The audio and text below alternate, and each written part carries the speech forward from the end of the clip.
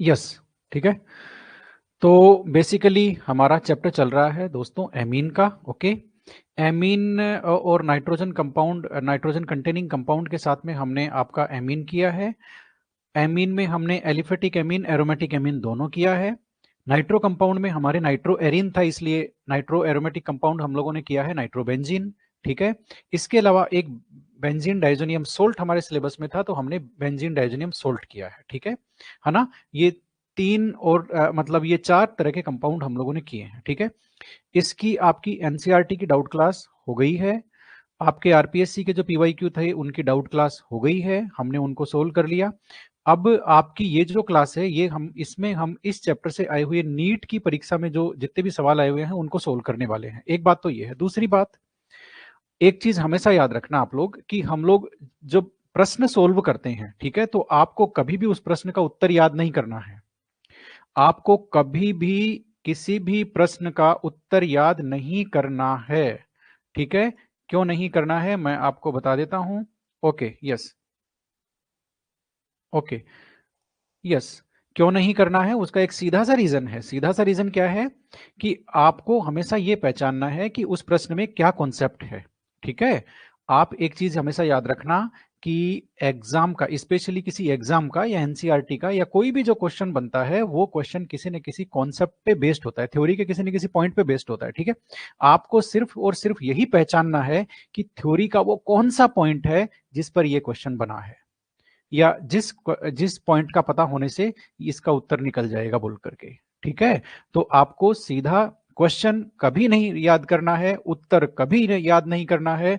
हमेशा यह देखना है कि वो जो प्रश्न है वो थ्योरी के कौन से पॉइंट को उठा करके बनाया गया है, या क्या बात सिखाने के लिए वो क्वेश्चन बनाया गया है। हर क्वेश्चन आपको कुछ ना कुछ सिखाता है। ठीक है, बस आपको यही पहचानना है कि आपको उस प्रश्न से क्या सिखाया जा रहा है।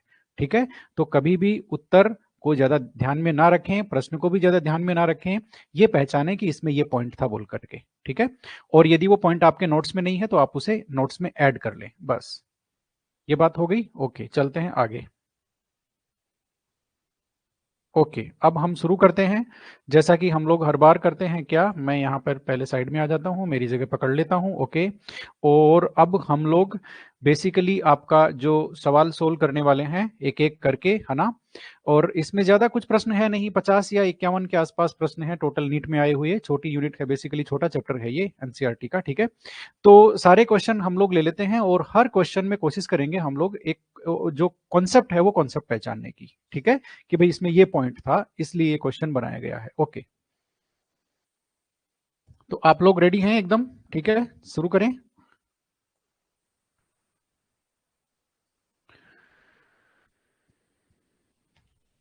ओके, ठीक है, यस। तो सबसे पहला क्वेश्चन आप लोग देख लो। नीट के हमारे पीवाईक्यूज हैं, एमीन की हमारी यूनिट चल रही है। ठीक है, सबसे पहला जो है वो क्वेश्चन देख लो फटाफट से। और डाउट क्लास हमारी 3 चल रही है, डाउट क्लास बोल करके कौन सी है? 3। Okay, yes.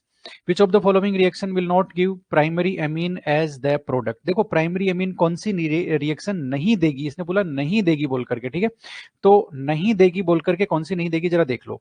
ये जो आपका है आइसोसाइनाइड है, आइसोसाइनाइड का आप रिडक्शन कराओगे तो जाहिर सी बात है रिडक्शन कराने में नाइट्रोजन पे भी हाइड्रोजन लग जाएगा, कार्बन पे भी हाइड्रोजन लग जाएगा, जाहिर सी बात है। और इसमें होगा क्या, नाइट्रोजन पे एक हाइड्रोजन लगेगा और कार्बन पे ये लो, तो ये आपका सेकेंडरी अमीन बन गया। मतलब यही नहीं देगी प्राइमरी अमीन, यही प्राइमरी अमीन नहीं देगी, बाकी सब तो प्राइमरी अमीन देगी। ये होफमैन नहीं, होफमैन नहीं है, कुल मिलाकर के ये एमाइड है, एमाइड का रिडक्शन होगा तो इसमें CH3 CH2 और आपका NH2 आ जाएगा।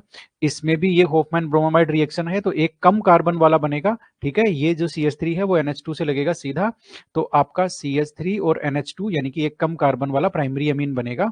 इसमें भी आपका रिडक्शन होगा और कार्बन और हाइड्रोजन को जितने सॉरी कार्बन और नाइट्रोजन को जितने हाइड्रोजन चाहिए वो दे दो आप, तो ये क्या हो गया CH3 CH2 और आपका NH2 यानी कि ये भी प्राइमरी, ये भी प्राइमरी, ये भी प्राइमरी, ये सेकेंडरी, यही नहीं देगा प्राइमरी, यही हमारा उत्तर है, ठीक है ना। तो इस प्रश्न में हमने क्या सीखा, इस प्रश्न में हमने ये सीखा कि आपके जो आइसोसाइनाइड्स होते हैं वो आपका रिडक्शन से सेकेंडरी एमीन देते हैं, न कि प्राइमरी एमीन देते हैं, ठीक है। और एक बात और भी सीखी, जो साइनाइड्स होते हैं, नाइट्राइल्स होते हैं, ठीक है, वो प्राइमरी एमीन देते हैं, ठीक है। आपका एमाइड होते हैं वो भी प्राइमरी एमीन देते हैं, और होफमैन ब्रोमाइड रिएक्शन कराओगे यदि आप एमाइड का, तो एक कम कार्बन वाला प्राइमरी एमीन आपको मिलेगा। ये इसके अंदर पॉइंट था, ठीक है, यही कॉन्सेप्ट था इसमें। Which of the following reaction is appropriate for converting acetamide to methanamide. देखो अब आप समझो जरा, इसमें कौन सी रिएक्शन को इन्होंने टारगेट करने की कोशिश की है। मैं एक चीज आपको और बता दूं, ऑर्गेनिक केमिस्ट्री में ज्यादातर जो क्वेश्चंस होते हैं वो नेम रिएक्शन पे होते हैं, या फिर इंपॉर्टेंट रिएक्शन जो फंक्शनल ग्रुप कन्वर्जन से जुड़ी होती है। बस ये दो पकड़ लोगे ना तो फिर कोई ना कोई भी रिएक्शन आपके बाहर नहीं जाएगी, ठीक है ना। तो मैं वापस अपनी जगह आ जाता हूं और फटाफट से इस प्रश्न को देखते हैं। ओके, ये लीजिए, Which of the following reaction is appropriate for converting acetamide to methenamide? Acetamide आप जानते हो ना, 2 कार्बन का आपका एमाइड होता है CH3CO और आपका NH2, ये हो गया एसिटेमाइड। इसको आपको कन्वर्ट करना है मेथेनेमाइड में, यानी कि CH3NH2, एक कार्बन के एमीन में कन्वर्ट करना है। 2 कार्बन का एमाइड, 1 कार्बन का एमीन, यानी कि 1 कार्बन कम कर रहे हैं, यानी कि होफमैन ब्रोमाइड रिएक्शन होगी। ये लो, बात खत्म, ठीक है ना। यही तो अब इसमें क्या कॉन्सेप्ट था, होफमैन ब्रोमाइड में एक कम कार्बन वाला एमीन बनता है, ठीक है, बस यही इसमें कॉन्सेप्ट था। Okay, method by which aniline can not be prepared. Aniline किससे नहीं बना सकते भाई, पूरी दुनिया जानती है। गैब्रियल थैलेमाइड जो रिएक्शन होती है, ये देखो, गैब्रियल थैलेमाइड जो रिएक्शन होती है उसमें हम लोग एरोमेटिक एमीन नहीं बना सकते हैं। रीजन आपको पता है क्या, कि इसमें बेसिकली आपका एल्काइल हैलाइड पे एसएन रिएक्शन होती है ना। थेलिमाइड के जो एनाइन है उसकी एसएन रिएक्शन होती है, ठीक है। और ये जो एसएन रिएक्शन है वो एआरएक्स जो होते हैं वो ये रिएक्शन नहीं देते हैं, ठीक है। एआरएक्स ये रिएक्शन नहीं देते हैं, इसलिए एरोमेटिक एमीन इसमें नहीं बनती है। ये इंपॉर्टेंट बात है गैब्रियल थैलेमाइड की। ओके, चलते हैं आगे। Electrolytic reduction of nitrobenzene. Nitrobenzene का स्ट्रांगली एसिडिक मीडियम है। अब देखो ये आपने किया होगा मेरे ख्याल से तो, ठीक है। और स्ट्रांगली एसिडिक मीडियम और वीकली एसिडिक मीडियम, देखो स्ट्रांगली का मतलब है कॉन्सेंट्रेटेड आपका H2SO4, ठीक है, और वीकली का मतलब होता है आपका डाइल्यूट H2SO4। तो जब आप डाइल्यूट H2SO4 यूज लोगे तो आपका एनिलीन प्रोडक्ट बनता है। ये आपका वीकली एसिडिक मीडियम हो गया। इन्होंने स्ट्रांगली पूछा है, स्ट्रांगली में आपका पी एमिनोफिनोल बनता है। क्या बनता है, पी एमिनोफिनोल। इसमें आपके कोई दिक्कत नहीं है, ये लो, ठीक है। अब एक चीज मैं आपको कह दूं, एक चीज मैं आपको बीच में बता दूं। पहली बात तो यह है कि यदि आपने एनसीईआरटी के सारे सवाल, आप हमारा जो आरपीएससी पीवाईक्यू बुक है उसके सारे सवाल साथ में आपने लगाए हैं एग्जाम्पलर और नीट के पीवाईक्यू, यदि आप ये कर लेते हो तो एक चैप्टर जो है ना, उसका फंडामेंटल आपका बहुत अच्छा हो जाता है। और जितने भी उस चैप्टर में छुपे हुए कॉन्सेप्ट हैं वो सारे आपको पता लग जाते हैं, और आपका उस चैप्टर से रिलेटेड जो आपका स्तर है नॉलेज का वो बहुत ही शानदार हो जाएगा यदि आपने ये कर लिया तो, ठीक है। किसी भी एक चैप्टर के ये सारे क्वेश्चन करके देखना, आपका कॉन्फिडेंस उस चैप्टर से रिलेटेड और आपकी जो अप्रोच है उस चैप्टर की प्रॉब्लम को, वो अचानक से काफी ज्यादा अच्छी हो जाएगी। यस, तो ये हो गया, ठीक है। स्ट्रांगली एसिडिक आपका हो गया मीडियम, क्या लिखा है भाई, यस सर, ओके, ठीक है।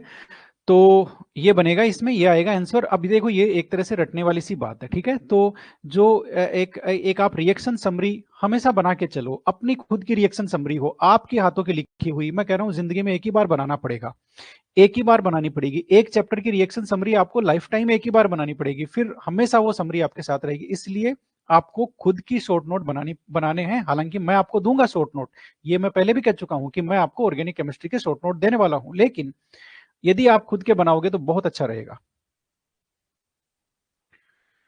In a set of reaction, M bromobenzoic acid gave a product D. Identify the D. Okay, अच्छा, ये रिएक्शन सीक्वेंस दिया है, क्वेश्चन नंबर 5 है। नीट का कब आया है भाई, ये कब आया है, इसका ईयर तो अगले पेज में, कोई बात नहीं। तो ये इसमें हम करने के वाले हैं, डी को पहचानना है। अब जरा देख लो इसमें होना जाना क्या है, आप क्या क्या पढ़ चुके हो। ये बहुत ही कॉमन सेंस का जो वो है प्रोडक्ट है, ठीक है, रिएक्शन है, ठीक है। SOCl2 को आप जानते हो, SOCl2 आपका उसमें काम आता है, Cl रिप्लेस कर देता है, ये मतलब Cl ऐड कर देता है। चाहे आप एल्कोहल ले लो, ठीक है, चाहे आप कार्बोक्सिलिक एसिड ले लो, ये क्या करेगा, आपका हाइड्रोजन हटाएगा और वहां पर Cl रिप्लेस कर देगा। ये लो, हाइड्रोजन नहीं सॉरी, OH ग्रुप पूरा, ठीक है, OH ग्रुप पूरा और आपका Cl रिप्लेस कर देगा। तो आपका कंपाउंड क्या बनना है, कंपाउंड आपका बनना है ये लो, और यहां पर आपका Br ऐसे के ऐसे है, और यहां पर ये CO और ये Cl। हो गया इतनी बात, ओके। अब NH3 से रिएक्शन कराओगे तो यहां पर एमाइड बन जाएगा, ये लो, ये आपका एमाइड बन गया। अब ये एमाइड हो गया, और ये रिएजेंट पहचान लो, होफमैन ब्रोमाइड रिएक्शन है। होफमैन ब्रोमाइड रिएक्शन में क्या होता है दोस्तों, एक कम कार्बन का एमीन बनता है, और ये CO ग्रुप पूरा बाहर निकल जाता है CO2 के रूप में, और ये जो NH2 है बेंजीन रिंग से सीधा जुड़ जाता है, यानी कि बेंजीन रिंग से सीधा NH2 जुड़ेगा। अब देख लेते हैं, ये 2011 में आया हुआ है, ठीक है। अब देख लेते हैं कि आपका बेंजीन रिंग से सीधा NH2 जुड़ेगा और Br अपनी पोजीशन पे है, यानी कि इसका आंसर आपका C होने वाला है दोस्तों, ठीक है। इसमें तो मुझे नहीं लगता कोई दिक्कत थी। छठा जो प्रश्न है वो देख लेते हैं। Acetamide is treated with the following reagent separately, which one of these would yield methyl amine. Okay, इन्होंने कहा है एसिटेमाइड से मिथाइल एमीन बनाएंगे, तो किससे रिएक्शन कराओगे, बहुत सिंपल सी लैंग्वेज में इसको ऐसे समझ सकते हैं। तो आप एसिटेमाइड देखो, ये हमारा हो गया दोस्तों एसिटेमाइड, एसिटेमाइड हो गया, इससे बनाना है मिथाइलएमीन, ये लो CH3NH2। अब ये आप बनाओगे तो आप देखो ना, आप एक कार्बन कम कर रहे हो, तो ये आपकी होफमैन ब्रोमाइड रिएक्शन है, ये रहा उसका रिएजेंट, बात खत्म, ठीक है। ओके यस, यानी कि होफमैन ब्रोमाइड रिएक्शन और कार्बिलएमीन पे आप देखना बहुत सारे क्वेश्चन मिलेंगे आपको। अब नीट का है 7 क्वेश्चन, 2007 में आया हुआ है। Which one of the following on reduction with lithium aluminium hydride yield secondary amine. Secondary amine कौन देगा, अभी तो हमने किया है, सेकेंडरी एमीन कौन देगा मैं बताता हूं कहां किया आपने। ये देखो, सेकेंडरी एमीन आपने यहां किया है, पहले ही प्रश्न में किया है कि आप यदि आइसोसाइनाइड का लिथियम एल्यूमिनियम हाइड्राइड से कराओगे तो सेकेंडरी एमीन बनेगा, ठीक है, ओके यस। तो इसका मतलब आप समझ गए होंगे इसका उत्तर, मैं अब आपको एक्सप्लेन नहीं करने वाला हूं। आइसोसाइनाइड होंगे वो आपको सेकेंडरी एमीन देंगे, ये रहा मिथाइल आइसोसाइनाइड, ठीक है, okay. In a set of reaction propionic acid yield compound D. अब ये फिर वो का वही आ गया जो अभी हमने किया था ना, सेम टाइप की रिएक्शन है दोस्तों। कौन सी, मैं बताता हूं आपको। ये देखो कर क्या रहे हैं बेसिकली, ये आपने क्वेश्चन देखा पांचवा, ये कब आया है, नीट 2007 में आया था कि ये नीट 2011 में आया हुआ है, ओके। अब आप देखोगे आठवां, ये 2006 में आया हुआ है, तो ये सेम ही क्वेश्चन है, कुछ अलग कुछ भी नहीं है। कार्बोक्सिलिक एसिड SOCl2 लगाओगे तो OH की जगह आपका Cl लग जाएगा, NH3 लगाओगे तो आपका ये एमाइड बन जाएगा, और ये आपका हॉफमैन ब्रोमाइड रिएक्शन है, ये एक कम कार्बन वाला बनाएगा, ठीक है। इसका मतलब ये CO को गायब कर दो और ये जो एल्काइल ग्रुप हो उसको NH2 से सीधा जोड़ दो, ठीक है, तो वो हॉफमैन ब्रोमाइड का प्रोडक्ट हो गया। कुल मिलाकर के दोस्तों आपका इथाइलएमीन हो गया और प्रोडक्ट आपका A बन गया। तो बहुत सीधी सी रिएक्शन है, बहुत सिंपल सी रिएक्शन है, हॉफमैन ब्रोमाइड को यूज करवा रहा है। फिर एक रटने वाला वापस आ गया है दोस्तों। इस बार देखो 2005 में वीकली पूछा है और अभी हमने जो किया था वो स्ट्रांगली किया था, ठीक है। तो वीकली एसिडिक मीडियम में आपका नाइट्रोबेंजीन का इलेक्ट्रोलाइटिक रिडक्शन कराना है, इलेक्ट्रोलाइटिक रिडक्शन नाइट्रोबेंजीन का वीकली एसिडिक मीडियम में दोस्तों एनिलीन बनेगा, एनिलीन बनेगा, ठीक है। अब इसमें कैसे बनेगा क्या बनेगा बोल करके इसका कोई इलाज नहीं है, आपको ये जो रिएक्शंस है वो कुछ रिएक्शंस है वो आपको रटनी पड़ेगी, यस। इंटरमीडिएट फॉर्म, ये भाई बड़ा खतरनाक क्वेश्चन है, ये तो भाई बड़ा खतरनाक क्वेश्चन है, 10 नंबर देख लो, नीट 2001 में आया हुआ है, आज के 23 साल पहले, ठीक है। इन्होंने बड़ा ही खतरनाक क्वेश्चन था, ये बोला है इंटरमीडिएट कौन कौन से बनते हैं जब ये आप रिएक्शन कराते हो, तो कौन सी रिएक्शन, एमाइड की रिएक्शन Br2KOH से, एमाइड की रिएक्शन Br2KOH से, ओके। ये देखो, ये आपका जो क्वेश्चन है बहुत जोर का झटका धीरे से देने वाला है, क्या, ये मैकेनिज्म पूछ ली इसने, ठीक है। मैकेनिज्म को पूछ लिया कि एमाइड की रिएक्शन यदि आप इनसे कराओगे, होफमैन ब्रोमाइड रिएक्शन हो गई, एमीन बनेगा, ठीक है। हम लोग क्या याद करके जाते हैं, एमीन बनेगा, एक कम कार्बन वाला बनेगा, ये सब याद कर लिए, लेकिन इसने जो जानते हैं वो पूछा नहीं, इसने पूछ लिया वो जो हम नहीं जानते हैं या कम लोग जानते हैं, यानी कि मैकेनिज्म में इंटरमीडिएट क्या बनेगा, ओके। अब इसके मैकेनिज्म में चलते हैं, हमने करी तो होगी ऐसा मेरा मानना है, आप लोगों को भी ध्यान में होगा कि हमने इसकी मैकेनिज्म करी है या नहीं करी है, ठीक है। क्लास नोट्स में एमीन को बनाने वाला मेथड है ना ये, ठीक है, ओके। तो एमीन को भी बना लेते हैं, देखते हैं हमने इसकी मैकेनिज्म करी तो है, यस मिल गया आखिर। क्या बोलते हैं, फिट टू विद कर देते हैं इसको, और ये भाई कंप्यूटर को क्या हो गया, धीरे धीरे चल रहा है, क्या बात है।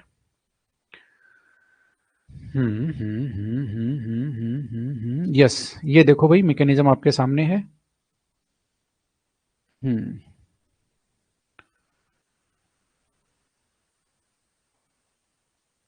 भाई ये तो बड़ा मुश्किल है, कंप्यूटर जी जवाब दे गए। मेरा कहने का मतलब है कि कंप्यूटर बड़ा ही धीरे धीरे रेस्पॉन्स कर रहा है, ठीक है। और 1 मिनट और रुक जाओ, इनेबल स्क्रॉलिंग करते हैं, देखते हैं कुछ। हाँ, कुछ तो मिला है। होफमैन अमोनोलाइसिस है, ये नहीं चाहिए। होफमैन ब्रोमामाइड है, ये लो, ये आपकी मैकेनिज्म इसके आपके सामने आ गई। होफमैन ब्रोमामाइड की जो मैकेनिज्म है, देख लो वो जरा सामने आ गई। ये हमारी होफमैन ब्रोमामाइड रिएक्शन है, ये रही, ठीक है। और इसको हमने बहुत ही तरीके से लिया है। पहले इसका जनरल इक्वेशन लिया है, ठीक है, फिर इसका एक इक्वेशन बनाया है, फिर एरोमेटिक हो तो उसका इक्वेशन बनाया है, फिर हमने मैकेनिज्म के 3 स्टेप लिए हैं, फर्स्ट सेकेंड थर्ड, और फिर तीनों को हमने कंबाइन करके यहाँ मैकेनिज्म दिखाई है। अब सबसे पहले देख लो इसका, ये बनता है एन ब्रोमो एमाइड, यानी कि जैसे ही Br की रिएक्शन होगी एमाइड से, आपका बनेगा एन ब्रोमो एमाइड, ठीक है ना। और वो हो गया आपका RCONHBr। इसमें है क्या, ये रहा देखो RCONHBr, ओके। और एक इंपॉर्टेंट आपको बता दूं, आइसोसाइनेट तो बनता ही बनता है। जितनी, ये मेरे सिर के नीचे आ गया, क्या हो सकता है आ गया हो, तो ये आइसोसाइनेट बनता ही बनता है, और एक कार्बामेट आयन बनता है, एक रास्ते में इंटरमीडिएट नाइट्रीन बनता है, ठीक है। ये 3-4 चीजें इसमें इंपॉर्टेंट है। एक CO2 के रूप में बाहर निकलती है हमारा कार्बोनिल कार्बन, और उसका उससे जुड़ा हुआ ऑक्सीजन, ठीक है। और इसमें एक और होता है एल्काइल ग्रुप का इलेक्ट्रॉन डेफिशिएंट नाइट्रोजन तक माइग्रेशन होता है। ये 4-5 पॉइंट इनकी इसकी मैकेनिज्म के इंपॉर्टेंट है। किसी भी से सवाल आ सकता है। मैंने आपको एक बार बताया भी होगा शायद, कि एक बार यही पूछ लिया कि कार्बोनिल कार्बन कैसे बाहर निकलता है, CO2 के रूप में निकलता है, ठीक है। तो ये सारे पॉइंट इंपॉर्टेंट है। आप देखो ये किस हद तक जा सकते हैं आपको घुमाने के लिए, ठीक है ना। तो आप समझ गए होंगे, इसमें आइसोसाइनेट और आपका RCONHBr है, ये वाला आपका क्या है बोल करके प्रोडक्ट है। 10th में आपका A हो गया। इतनी बातें हो गई, ओके। चलिए 11 में आ जाते हैं। एमाइड में बी कन्वर्टेड इनटू, क्या लिखा है आपने, एमीन से मोस्टली नीट होफमैन ब्रोमाइड से पूछे गए हैं। सर क्वेश्चन 3 का डी ऑप्शन भी बता दीजिए। क्वेश्चन 3 का डी ऑप्शन क्या है भाई, डी ऑप्शन में क्या रखा है? कुछ ज्यादा खतरनाक है क्या? क्वेश्चन 3 का डी ऑप्शन क्या है?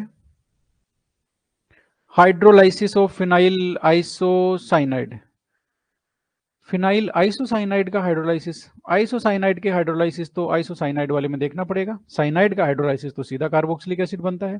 आइसोसाइनाइड में मेरे ख्याल से एक तो आपको मिलेगा, एक तो आपको मिल सकता है फॉर्मिक एसिड, ठीक है। एक आपको मिल सकता है आइसोसाइनाइड वाले में, एक तो फॉर्मिक एसिड मिलेगा, ठीक है, और एक आपको एमाइड मिल सकता है। ऐसा कुछ कुछ होना चाहिए, एमाइड मिलेगा या एमीन मिलेगा, एमीन मिलेगा, एमाइड नहीं मिलेगा, ठीक है। तो इस तरह से, लेकिन कंफर्म नहीं है, देखना ही पड़ेगा इसमें, कि शायद एक क्वेश्चन में हमारे आएगा भी, चिंता मत करो, अभी रुक जाओ। ओके, तो पहले 11वां कर लेते हैं। एमाइड में be converted into amine by a reaction named after. Amide में be converted into amine, amide को एमीन में कन्वर्ट करते हैं होफमैन ब्रोमाइड रिएक्शन से, बात खत्म। Indicate which nitrogen compound among the following would undergo Hofmann reaction with Br2 and strong KOH to furnish primary amine. Okay, ये कह रहा है कौन सा नाइट्रोजन कंपाउंड है जो होफमैन ब्रोमाइड रिएक्शन में जाएगा इनके साथ में और प्राइमरी एमीन बनाएगा। भाई एमाइड करेगा, ये तो एमाइड ही है क्या आंसर? हाँ, एमाइड करेगा। अच्छा, एमाइड में भी इन्होंने सेकेंडरी एमाइड भी दे रखा है और प्राइमरी एमाइड भी दे रखा है। यहाँ धोखा है दोस्तों, ये तो सोल्ट है, ये तो आपका सोल्ट है, इससे कोई मतलब नहीं है, ठीक है ना।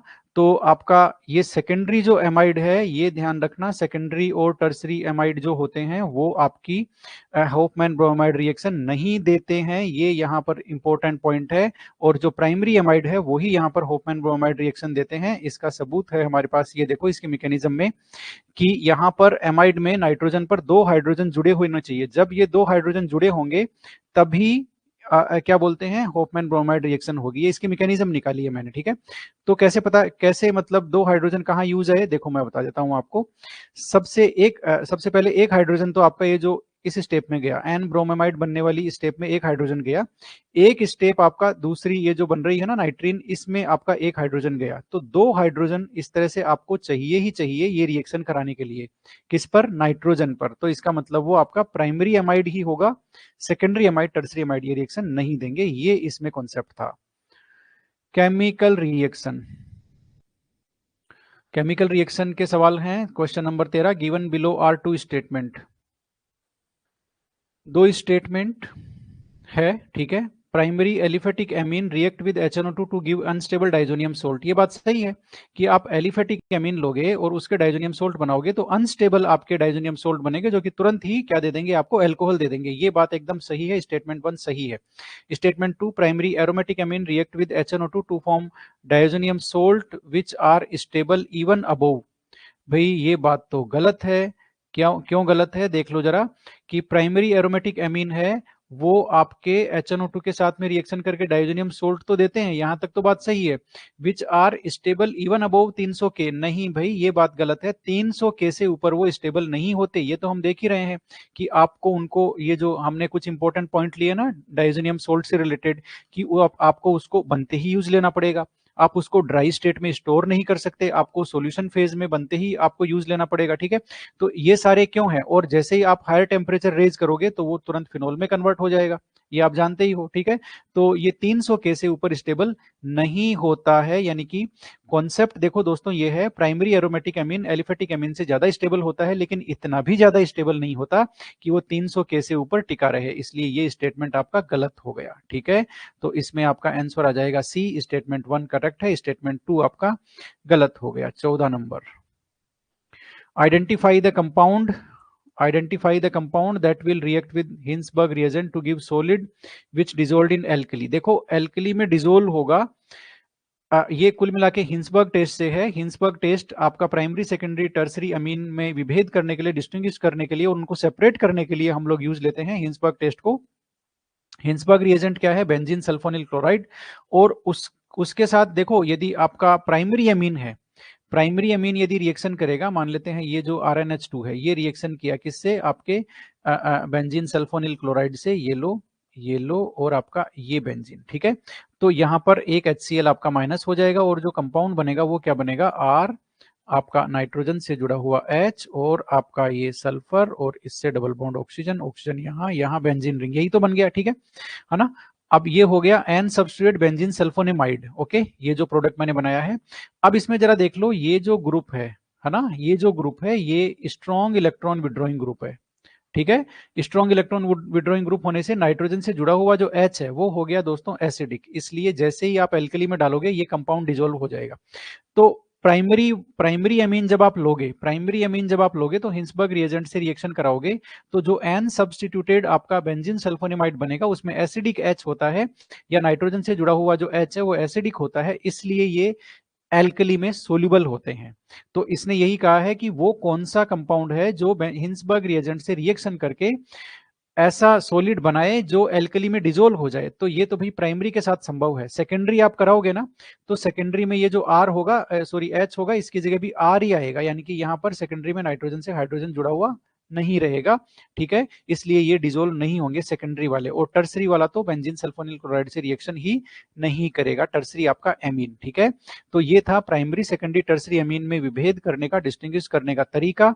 इसका मतलब अब यहां पर ये जो सॉलिड डिसोल्व होगा है ना एल्कली से रिएक्शन करके, तो ये बेसिकली प्राइमरी एमीन का ही होगा, तो आपका डी इसमें आंसर आएगा, ठीक है ना। ओके चलते हैं आगे। 15 नंबर में क्या पूछा है?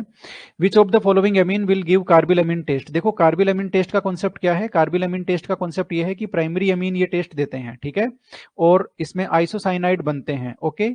आइसोसाइनाइड की फाउल स्मेलिंग होती है, रिएजेंट क्या होता है आपका NaOH या KOH प्लस में CHCl3, इनसे आप इसको पहचानोगे, ये सारी रामायण है इसमें। इंटरमीडिएट क्या बनता है? इंटरमीडिएट बनता है डाइक्लोरोकार्बिन, ये लो कार्बिल अमीन टेस्ट का पूरा कच्चा छिट्टा मैंने आपको बता दिया। अब प्राइमरी अमीन देता है तो यही प्राइमरी अमीन है, ये भी आपका सेकेंडरी है, ये भी आपका सेकेंडरी है, ये आपका टर्सरी है, ये नहीं देंगे, यही देगा केवल, ठीक है।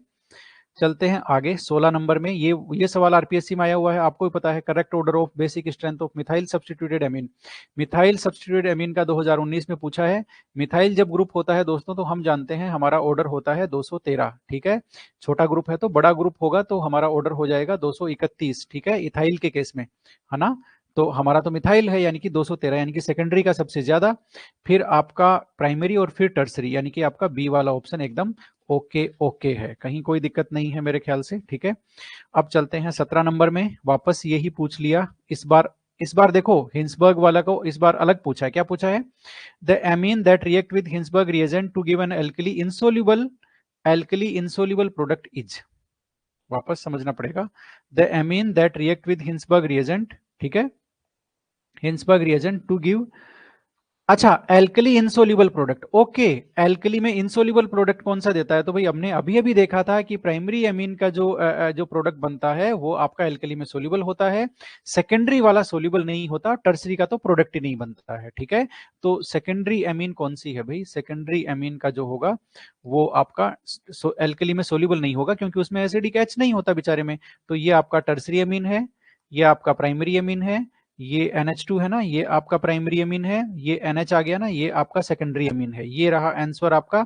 सेकेंडरी एमीन का हिंसबर्ग रिएजेंट के साथ जो कंपाउंड बनेगा उसमें एसिडिक H नहीं होता है, जैसा कि मैंने अभी आपको यहां करके बताया था कि यदि आप ये RNH2 की जगह सेकेंडरी एमीन लोगे तो यहां N के साथ में 2 R जुड़ेंगे, हाइड्रोजन कुछ होगा ही नहीं, ठीक है। तो ऐसे केस में वो एल्कली के साथ में कोई रिएक्शन नहीं करेगा, डिजोल्व नहीं होगा क्योंकि उसमें एसिडिक एच नहीं होता। आंसर आपका इसमें ए आएगा, secondary amine. Nitration of aniline in strong acidic medium, strong acidic medium में, अच्छा नाइट्रेशन कराना है क्या स्ट्रॉन्ग एसिडिक मीडियम में? Also gives m nitro. ये देखो ये मैंने बताया था ना, ये एक्सेप्शनल केस है। मतलब जो आप नाइट्रेशन कराओगे एनिलीन का, ठीक है, तो आप कहोगे सर ये जो एनिलीन है ये इसमें आपका ऑर्थो पैरा डायरेक्टिंग है NH2, तो इसका मतलब इसमें एक ऑर्थो बनना चाहिए एक पैरा बनना चाहिए, लेकिन ऐसा तो है ही है। लेकिन साथ में दोस्तों इसमें एक बहुत ही सफिशियंट अमाउंट में नाइट्रोएनिलीन भी बनता है, यही तो कॉन्सेप्ट है। ये लो, और वो कितना बन रहा था आपको याद आ रहा हो तो 47% बन रहा था, अच्छा खासा मेटा नाइट्रो, जबकि बनना नहीं चाहिए। तो इसका रीजन क्या था मैं बताता हूं आपको। स्ट्रांगली एसिडिक मीडियम में आप नाइट्रेशन कराओगे तो स्ट्रांगली एसिडिक मीडियम में ये क्या है, एनिलीन बेचारा बेस है, ब्रोंस्टेड बेस है, तो एसिड से प्रोटॉन ले लेगा, प्रोटॉन लेकर के क्या बनाएगा, एनिलीनियम आयन बनाएगा NH3+। अब आपको पता है नाइट्रोजन पे पॉजिटिव चार्ज आ गया तो ये स्ट्रांगली इलेक्ट्रॉन विड्रॉइंग ग्रुप हो गया, इलेक्ट्रॉन डोनेटिंग ग्रुप नहीं है। और इलेक्ट्रॉन विड्रॉइंग ग्रुप हो गया तो बेंजीन रिंग को डीएक्टिवेट तो करेगा ही करेगा, साथ में ये मेटा सब्स्टिट्यूटेड है। कौन सा सब्स्टिट्यूटेड है? मेटा डायरेक्शनल इफेक्ट होगा इसका, ठीक है ना भाई। एनिलीन में NH2 का इफेक्ट होता है ऑर्थोपेरा डायरेक्शन वाला, ठीक है, और ये जो NH3+ ग्रुप है इसका इफेक्ट होगा आपका मेटा डायरेक्शन का, यानी कि इसका नाइट्रेशन कराओगे तो आपका NO2 मेटा पे आएगा। ओके, अब देख लेते हैं।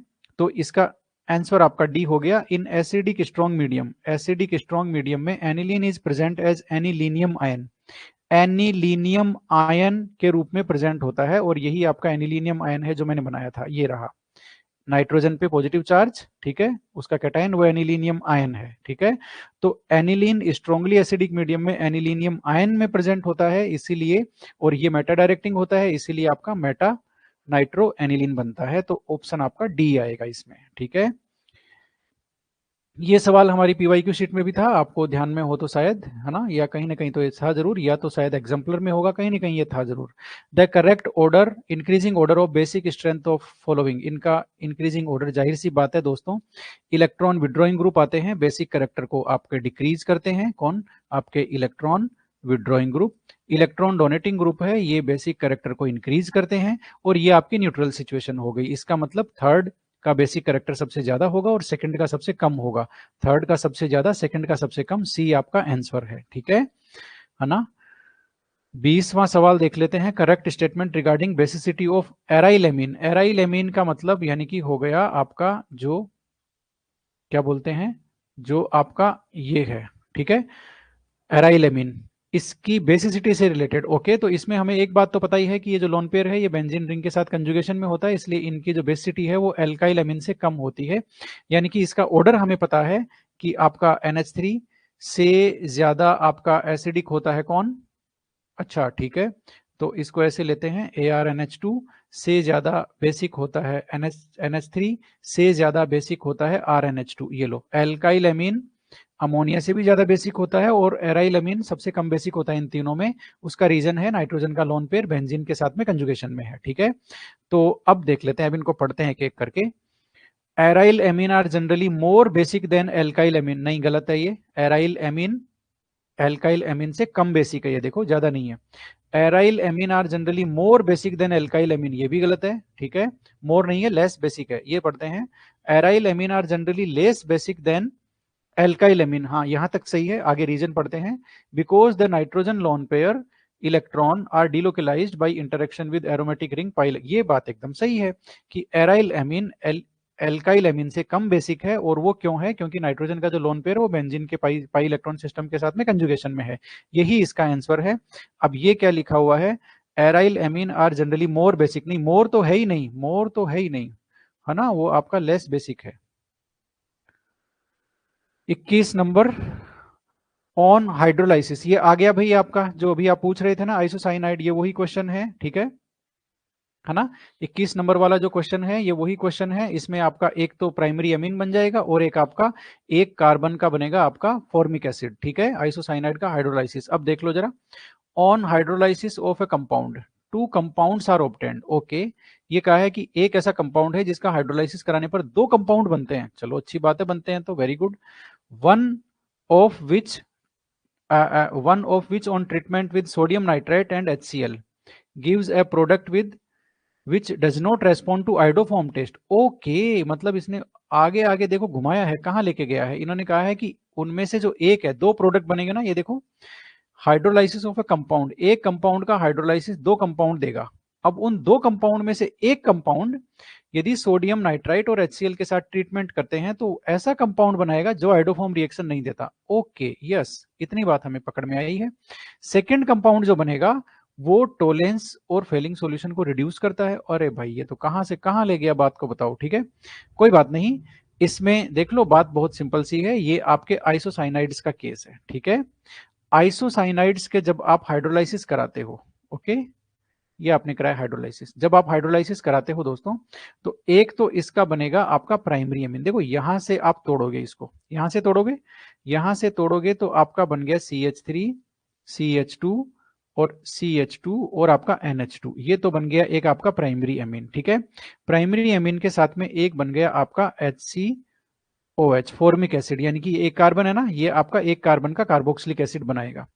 आइसोसाइनाइड का हाइड्रोलाइसिस करते हैं तो इतना पार्ट बनाएगा आपका प्राइमरी अमीन, और जो C है वो आपका बनाएगा फॉर्मिक एसिड। अब इन्होंने कहा है दो कंपाउंड बन गए ना, पहली लाइन तो हमने कर ली कि कंपाउंड, एक ऐसा कंपाउंड जिसका हाइड्रोलाइसिस कराने पर दो कंपाउंड बनते हैं, तो इससे दो कंपाउंड बन गए।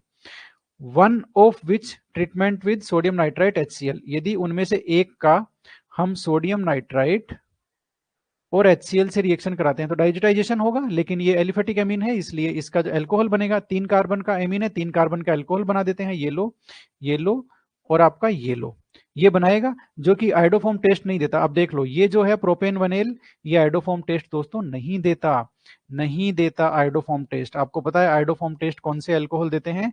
जिनमें CH3CH और OH ये वाला एल्काइल ग्रुप हो, मतलब ये वाला ग्रुप हो, वो ही एल्कोहल आइडोफॉर्म टेस्ट देते हैं। इसमें ये नहीं है दोस्तों, ये प्रोपेन 2 है वो देता, प्रोपेन 1 नहीं देता, तो ये आइडोफॉर्म टेस्ट नहीं देगा। इसका मतलब इतनी बात सही है। सेकेंड वन जो कंपाउंड बनेगा, ये देखो, ये फर्स्ट कंपाउंड था हाइड्रोलाइसिस का, ये सेकंड कंपाउंड है हाइड्रोलाइसिस का। ये फॉर्मिक एसिड हम जानते हैं टोलेंस टेस्ट भी देता है, फेलिंग टेस्ट भी देता है, इसका मतलब ये एकदम सही है। आपका ए वाला जो था वो काफी खतरनाक, मतलब ये जो 21 नंबर है वो काफी खतरनाक क्वेश्चन है, ऑप्शन ए सही है। खतरनाक इसलिए है क्योंकि इसने आपको कितने सारे कॉन्सेप्ट सिखाए हैं। Formic acid Tollens reagent, Tollens test देता है, फेलिंग टेस्ट देता है, ये भी आपको रिवाइज करा दिया इसने। आइडोफॉर्म टेस्ट में कौन सा कंपाउंड देते हैं कौन सा नहीं देते, इसका भी कॉन्सेप्ट आपको रिवाइज करा दिया। प्राइमरी एमीन सोडियम NaNO2 यानी कि सोडियम नाइट्राइट और HCl से रिएक्शन करके अल्कोहल बनाते हैं, डाइजोनियम सोल्ट नहीं बनाते, ये भी आपको रिवाइज करा दिया इसने। और आपका आइसोसाइनाइड का हाइड्रोलाइसिस कराने पर आपका प्राइमरी अमीन बन रहा है और एक आपका फॉर्मिक एसिड बनेगा, ये भी आपको बता दिया। यानी कि इस एक सवाल ने ही आपको 4-5 चीजें सिखाई है, ठीक है। काफी खतरनाक टाइप का सवाल था।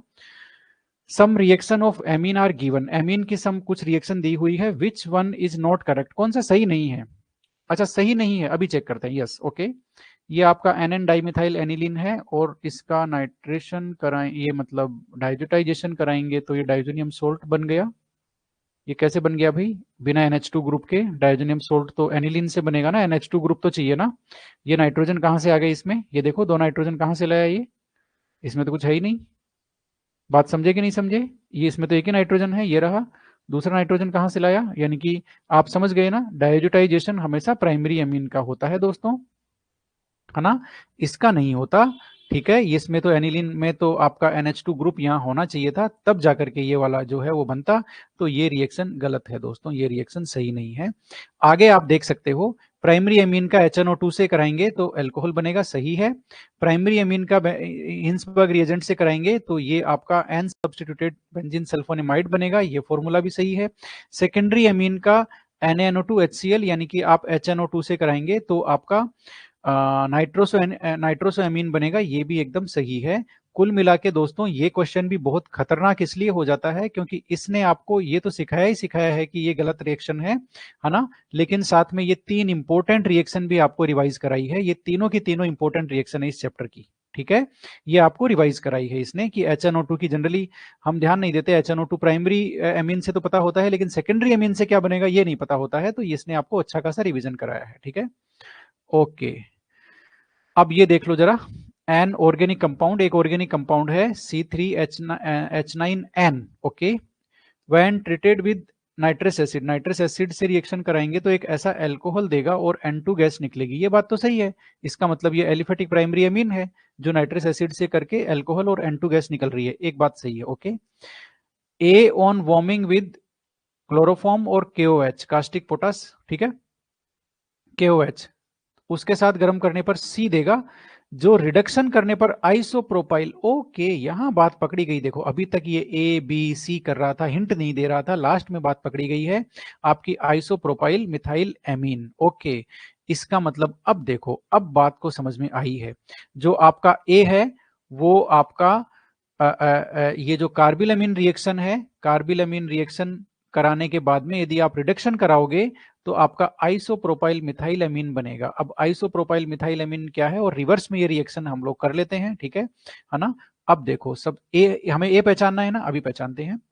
सबसे पहले हम क्या करेंगे, आपका आइसोप्रोपाइल मिथाइल अमीन, ठीक है, आइसोप्रोपाइल मिथाइल अमीन वो बनाते हैं, ओके। तो ये हो गया आपका आइसोप्रोपाइल और ये हो गया मिथाइल अमीन, ये लो। आप इस बात से एग्री हो ना, जो मैंने बनाया है मेरे सिर के जस्ट ऊपर, ठीक है। क्या बनाया है मैंने, आइसोप्रोपाइल एक तरफ लगाया है और एक तरफ मैंने मिथाइल लगाया है, ये हो गया आइसोप्रोपाइल मिथाइल अमीन। ये बना है, कब बना है, आपका जो कंपाउंड जो है वो मतलब ऐसे आएगी रिएक्शन, ठीक है ना। यहां पर सी कंपाउंड बना है, सी कंपाउंड क्या होगा, सी कंपाउंड मतलब इसका हम लोग रिडक्शन कराएंगे, तो किसका रिडक्शन कराने से ये बनेगा मैं आपको बता देता हूं। ये आपका बनेगा इसका रिडक्शन कराने से N और C, ये लो, यानी कि आइसोप्रोपाइल आइसोसाइनाइड का आप रिडक्शन कराओगे तो आपका एक H यहां लग जाएगा, एक जो ये जो C है उससे CH3 लग जाएगा, ओके। ये आपका C हो गया, ठीक है। C किससे बनता है, A से बनता है, जिस जब उसको वार्म करते हैं CHCl3 और KOH के साथ में, ओके। अब आप समझ जाओ ये आइसोसाइनाइड है, इसका मतलब कार्बिल अमीन रिएक्शन होगी।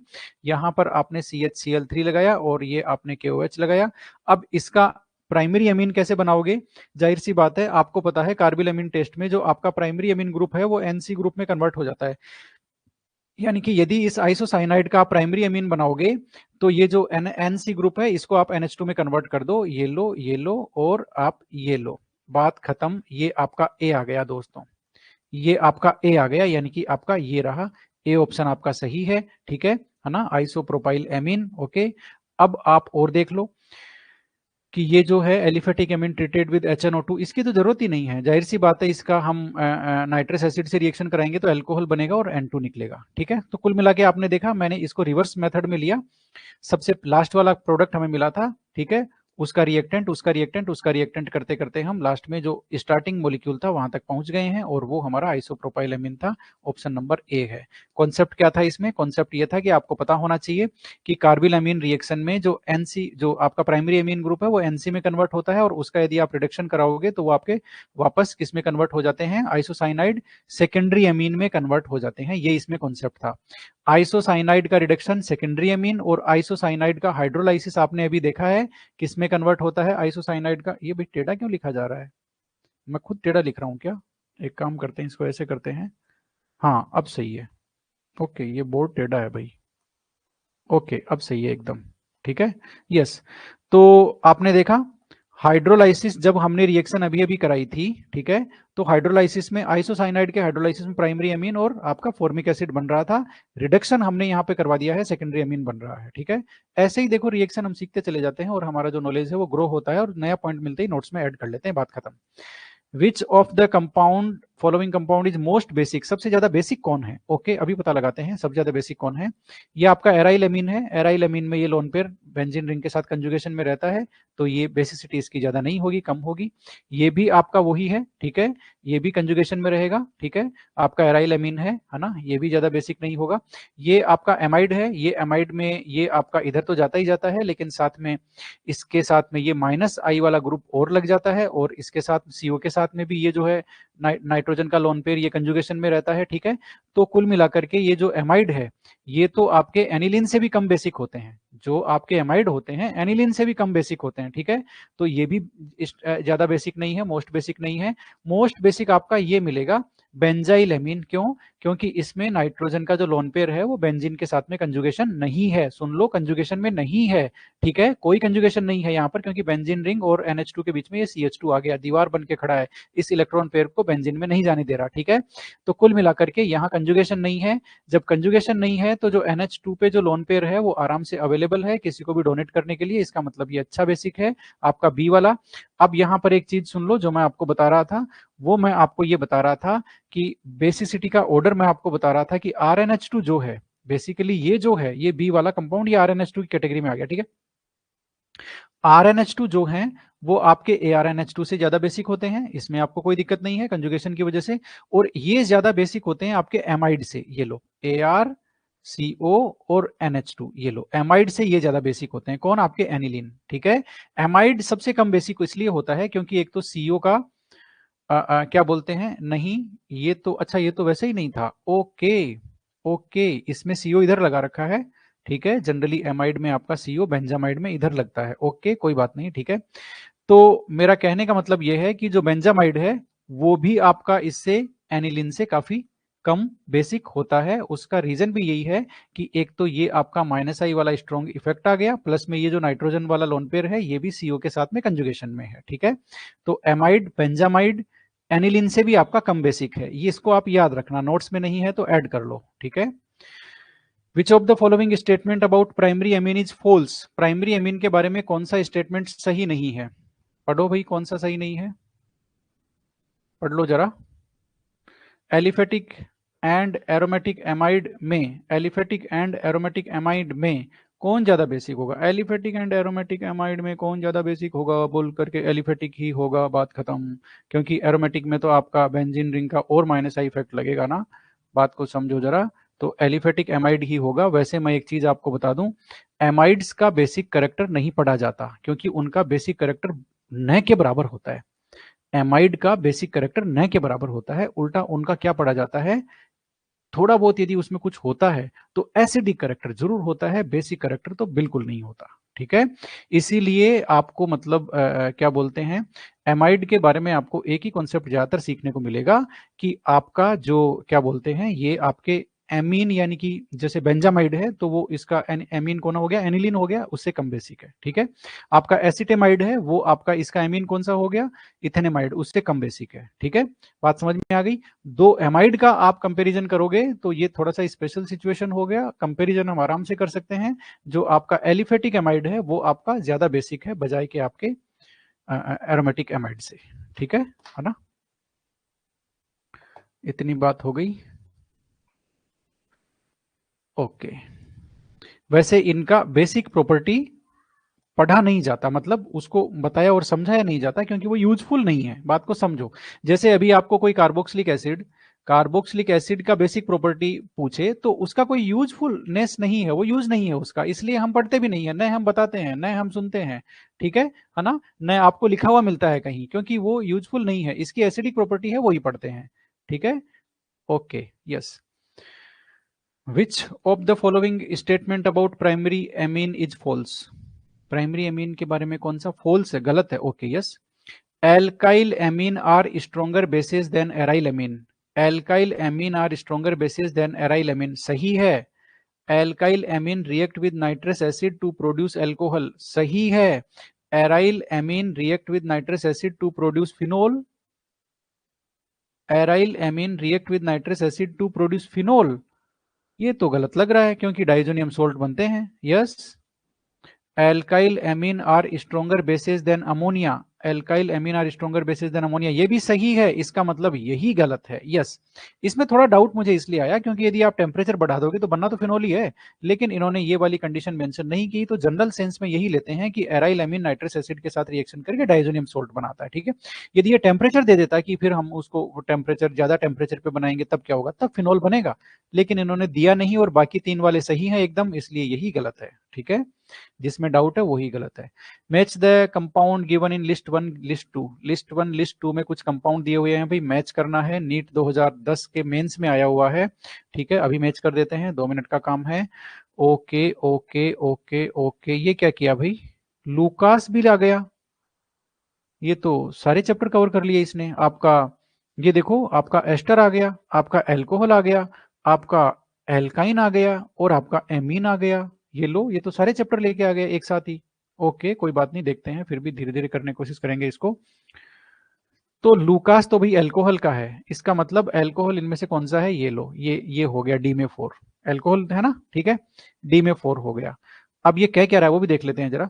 With Lucas reagent cloudiness appears after 5 minute, हाँ ये बात सही है एकदम, 5 मिनट बाद में। सेकेंडरी, ये सेकेंडरी अल्कोहल है, सेकेंडरी अल्कोहल के केस में 5 मिनट बाद में आ जाती है, टर्सरी अल्कोहल में तो तुरंत आती है, और प्राइमरी अल्कोहल में रूम टेम्परेचर पे नहीं आती है, आप गर्म करोगे तो ही आएगी, क्या, टर्बिडिटी, जिसको बोलते हैं क्लाउडीनेस।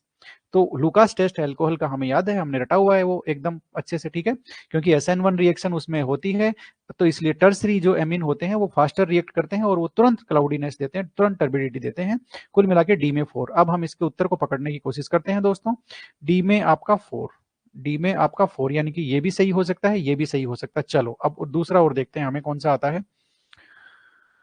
एमीन वाले को पकड़ने की कोशिश करते हैं, एमीन वाला क्या देता होगा, अरे भाई मिल गया ना, कार्बिल एमीन टेस्ट, एमीन का सेकंड में मिलेगा KOH और आपका CHCl3, बैड स्मेल वाले आइसोसाइनाइड है, NC प्रोड्यूस करते हैं। ओके, यानी कि ए में सेकंड, ए में सेकंड देखो, ए में सेकंड यहाँ है, थर्ड यहाँ है, सेकंड यहाँ है, सी ही उत्तर है दोस्तों, ए में सेकंड, डी में 4, बात खत्म, मिल गया दोनों, और एक ही कॉम्बिनेशन है ऐसा, ठीक है।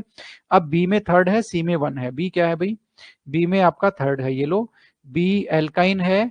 ओके, अमोनिकल, ओके, देखो जरा कितना गजब का पॉइंट लाया है, ये हमने पढ़ा हुआ है दोस्तों एल्काइन में, कि एल्काइन आपके टोलेंस टेस्ट देते हैं, सुन लो अच्छी तरह से, ठीक है ना, टोलेंस टेस्ट देते हैं एल्काइन, और इसलिए मतलब ये तो है ही है, साथ में हमने ये भी देखा है कि AgNO3, अमोनिकल AgNO3 के साथ में PPT देंगे, तो कुल मिलाकर के आपका ये जो बी वाला है ये थर्ड के साथ मैच होगा, और आपका सी वाला 1 के साथ मैच होगा। सी क्या है, एस्टर है, एस्टर का एल्केलाइन हाइड्रोलाइसिस, हाँ, सापोनिफिकेशन उसी को तो कहते हैं, जब एस्टर का एल्कलाइन मीडियम में हाइड्रोलाइसिस हो तो सोप मॉलिक्यूल बनते हैं आपके, और एक अल्कोहल बनेगा। यस, तो इसका मतलब ये जो सी वाला आंसर है वो एकदम ओके ओके है।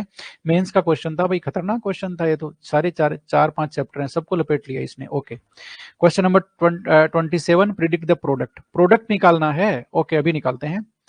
ये हमारा सेकेंडरी अमीन है, ये NaNO2 और इससे रिएक्शन करेगा। अच्छा, ये सेकेंडरी अमीन है, देख लो जरा। अब आपको ये याद होना चाहिए कि सेकेंडरी अमीन की HNO2 से रिएक्शन करने पर बनता क्या है। देखो, प्राइमरी अमीन तो बनाते हैं आपके डाइजोनियम सोल्ट, सेकेंडरी अमीन आपके दोस्तों नाइट्रोसो अमीन बनाएंगे, नाइट्रोसो एमीन कौन सा है? ये है आपका डी, ठीक है। तो इसमें आंसर तो आपका देखो डी होने वाला है, क्योंकि आपके क्या बोलते हैं 27 में आपका नाइट्रोसो एमीन बनेगा, डी बनेगा भाई प्रोडक्ट, और तो कोई रास्ता नहीं लग रहा मेरे को।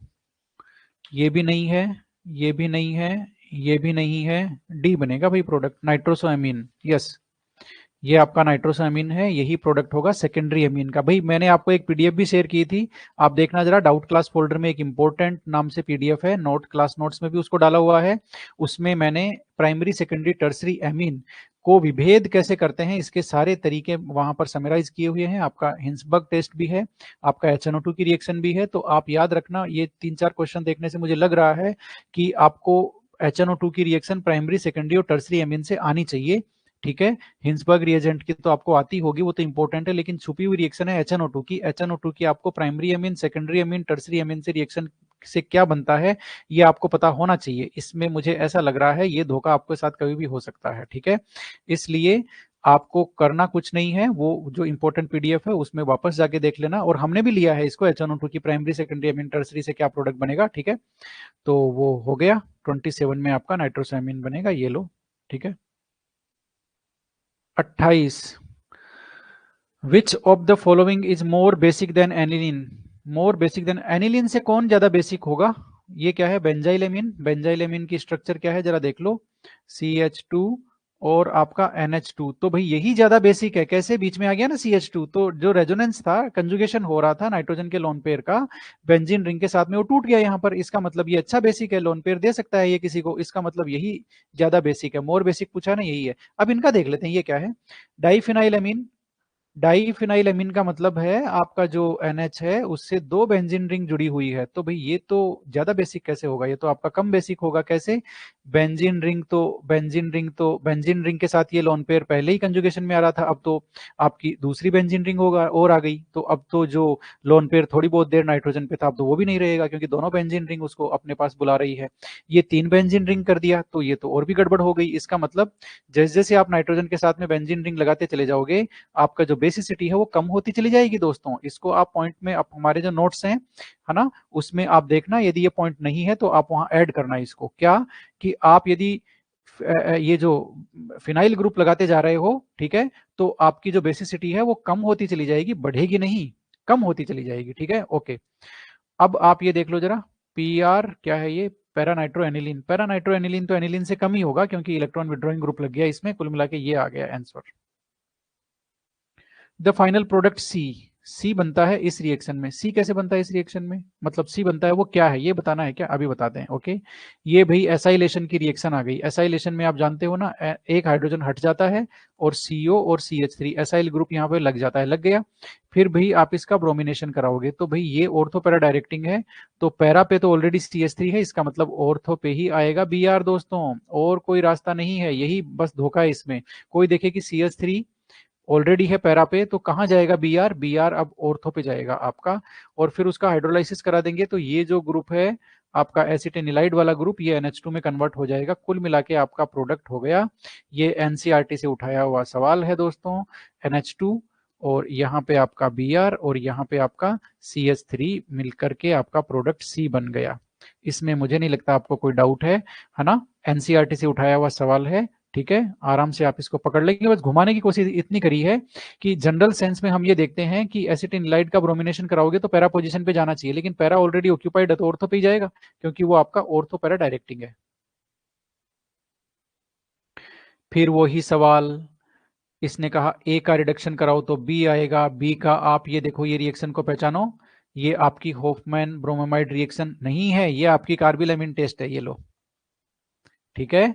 कार्बिल एमीन रिएक्शन है, कार्बिल एमीन रिएक्शन है, इसका मतलब बी आपका प्राइमरी एमीन है और सी आपका आइसोसाइनाइड है, ये लो बात खत्म, ठीक है। और आइसोसाइनाइड का रिडक्शन कराओगे तो एन मिथाइल एनिलीन बनेगा। अच्छा, एनिलीन बन रहा है क्या, तो ए बताना है क्या, अभी बता देते हैं। लास्ट वाला तो इन्होंने बता दिया हमें, एन मिथाइल एनिलीन, ये लो भाई, एन मिथाइल एनिलीन, ये आपका एन मिथाइल एनिलीन है, ठीक है। तो अब इसका सी क्या हो गया, सी हो गया, सी देखना, मैं उसका आइसोसाइनाइड बना रहा हूं, ये लो, और एन सी, ये हो गया, ठीक है। उसका रिडक्शन कराओगे तो ये बनेगा, ओके।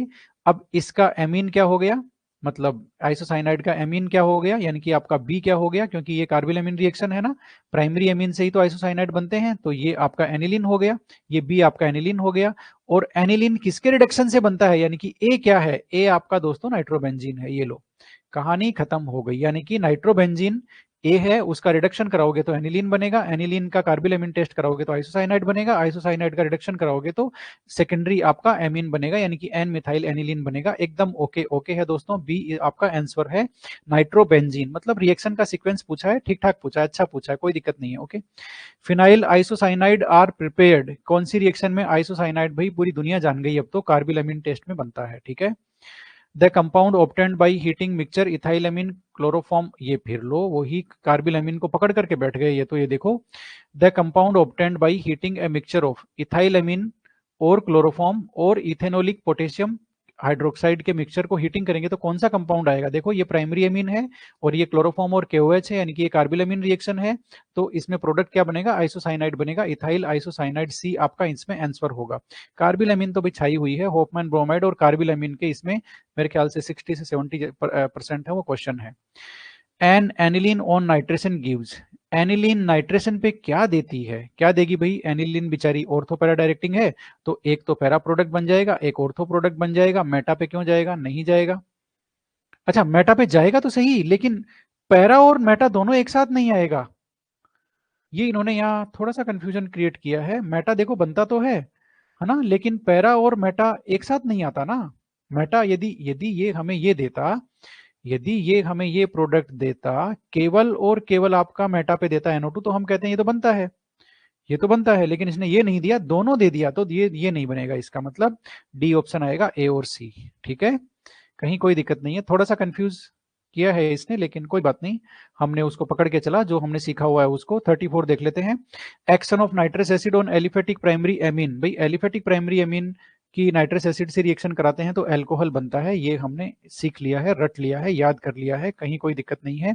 एलिफेटिक में यही बनता है, एरोमेटिक में डाइजोनियम सोल्ट बनेगा।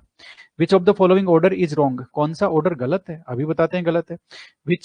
विच respect with respect to the property indicated, अच्छा प्रॉपर्टी सामने दी हुई है, ये एसिडिक स्ट्रेंथ का ऑर्डर है, ये बेसिक स्ट्रेंथ का ऑर्डर है, ये एसिडिक स्ट्रेंथ का ऑर्डर है और ये भी एसिडिक स्ट्रेंथ का ऑर्डर है, कोई बात नहीं, ओके देखते हैं। बेंजोइक एसिड फिनोल से ज्यादा एसिडिक होता है, फिनोल साइक्लोहेक्सेनोल से ज्यादा एसिडिक होता है क्या, ये सवाल मैं आपके सामने फेंकता हूं। ये लो, ये मैंने फेंका आपके सामने सवाल, एक है फिनोल, एक है साइक्लोहेक्सेनोल, चलो बताओ भाई, 1 नंबर और 2 नंबर कर देते हैं इनको, ठीक है। इनमें कौन ज्यादा एसिडिक है, 1 नंबर या 2 नंबर, फटाफट बताओ, फिर हम जो ऑप्शन ए है उसका फैसला करेंगे सही है या गलत है। क्योंकि एसिडिक प्रॉपर्टी दे दिया ना, बेंजोइक एसिड फिनोल से तो ज्यादा बेसिक होते हैं, लेकिन फिनोल इससे जो होता है कि नहीं होता, ये बताओ भी फटाफट, 1 नंबर 2 नंबर में ज्यादा बेसिक कौन है, ज्यादा बेसिक नहीं सॉरी एसिडिक, फिनोल ज्यादा एसिडिक है क्या, पक्की बात है। क्यों, क्योंकि इसका फिनोक्साइड आयन है वो आपका ज्यादा स्टेबल होता है इसलिए। ओके, रेजोनेंस स्टेबिलाइज्ड होता है फिनोक्साइड आयन, 1 नंबर ज्यादा एसिडिक होगा, इसका मतलब ये उत्तर सही है, इसने गलत पूछा है तो ये उत्तर तो सही है, ये गलत नहीं है, ठीक है। एनिलीन साइक्लोहेक्साइल एमीन बेंजामाइड, ये क्या बात कही इसने, एनिलीन दिया है, एनिलीन बनाते हैं फिर देखते हैं ऑर्डर में क्या दिक्कत है। एनिलीन डिक्रीज हुआ, साइक्लोहेक्साइल एमीन फिर डिक्रीज किया, बेंजामाइड,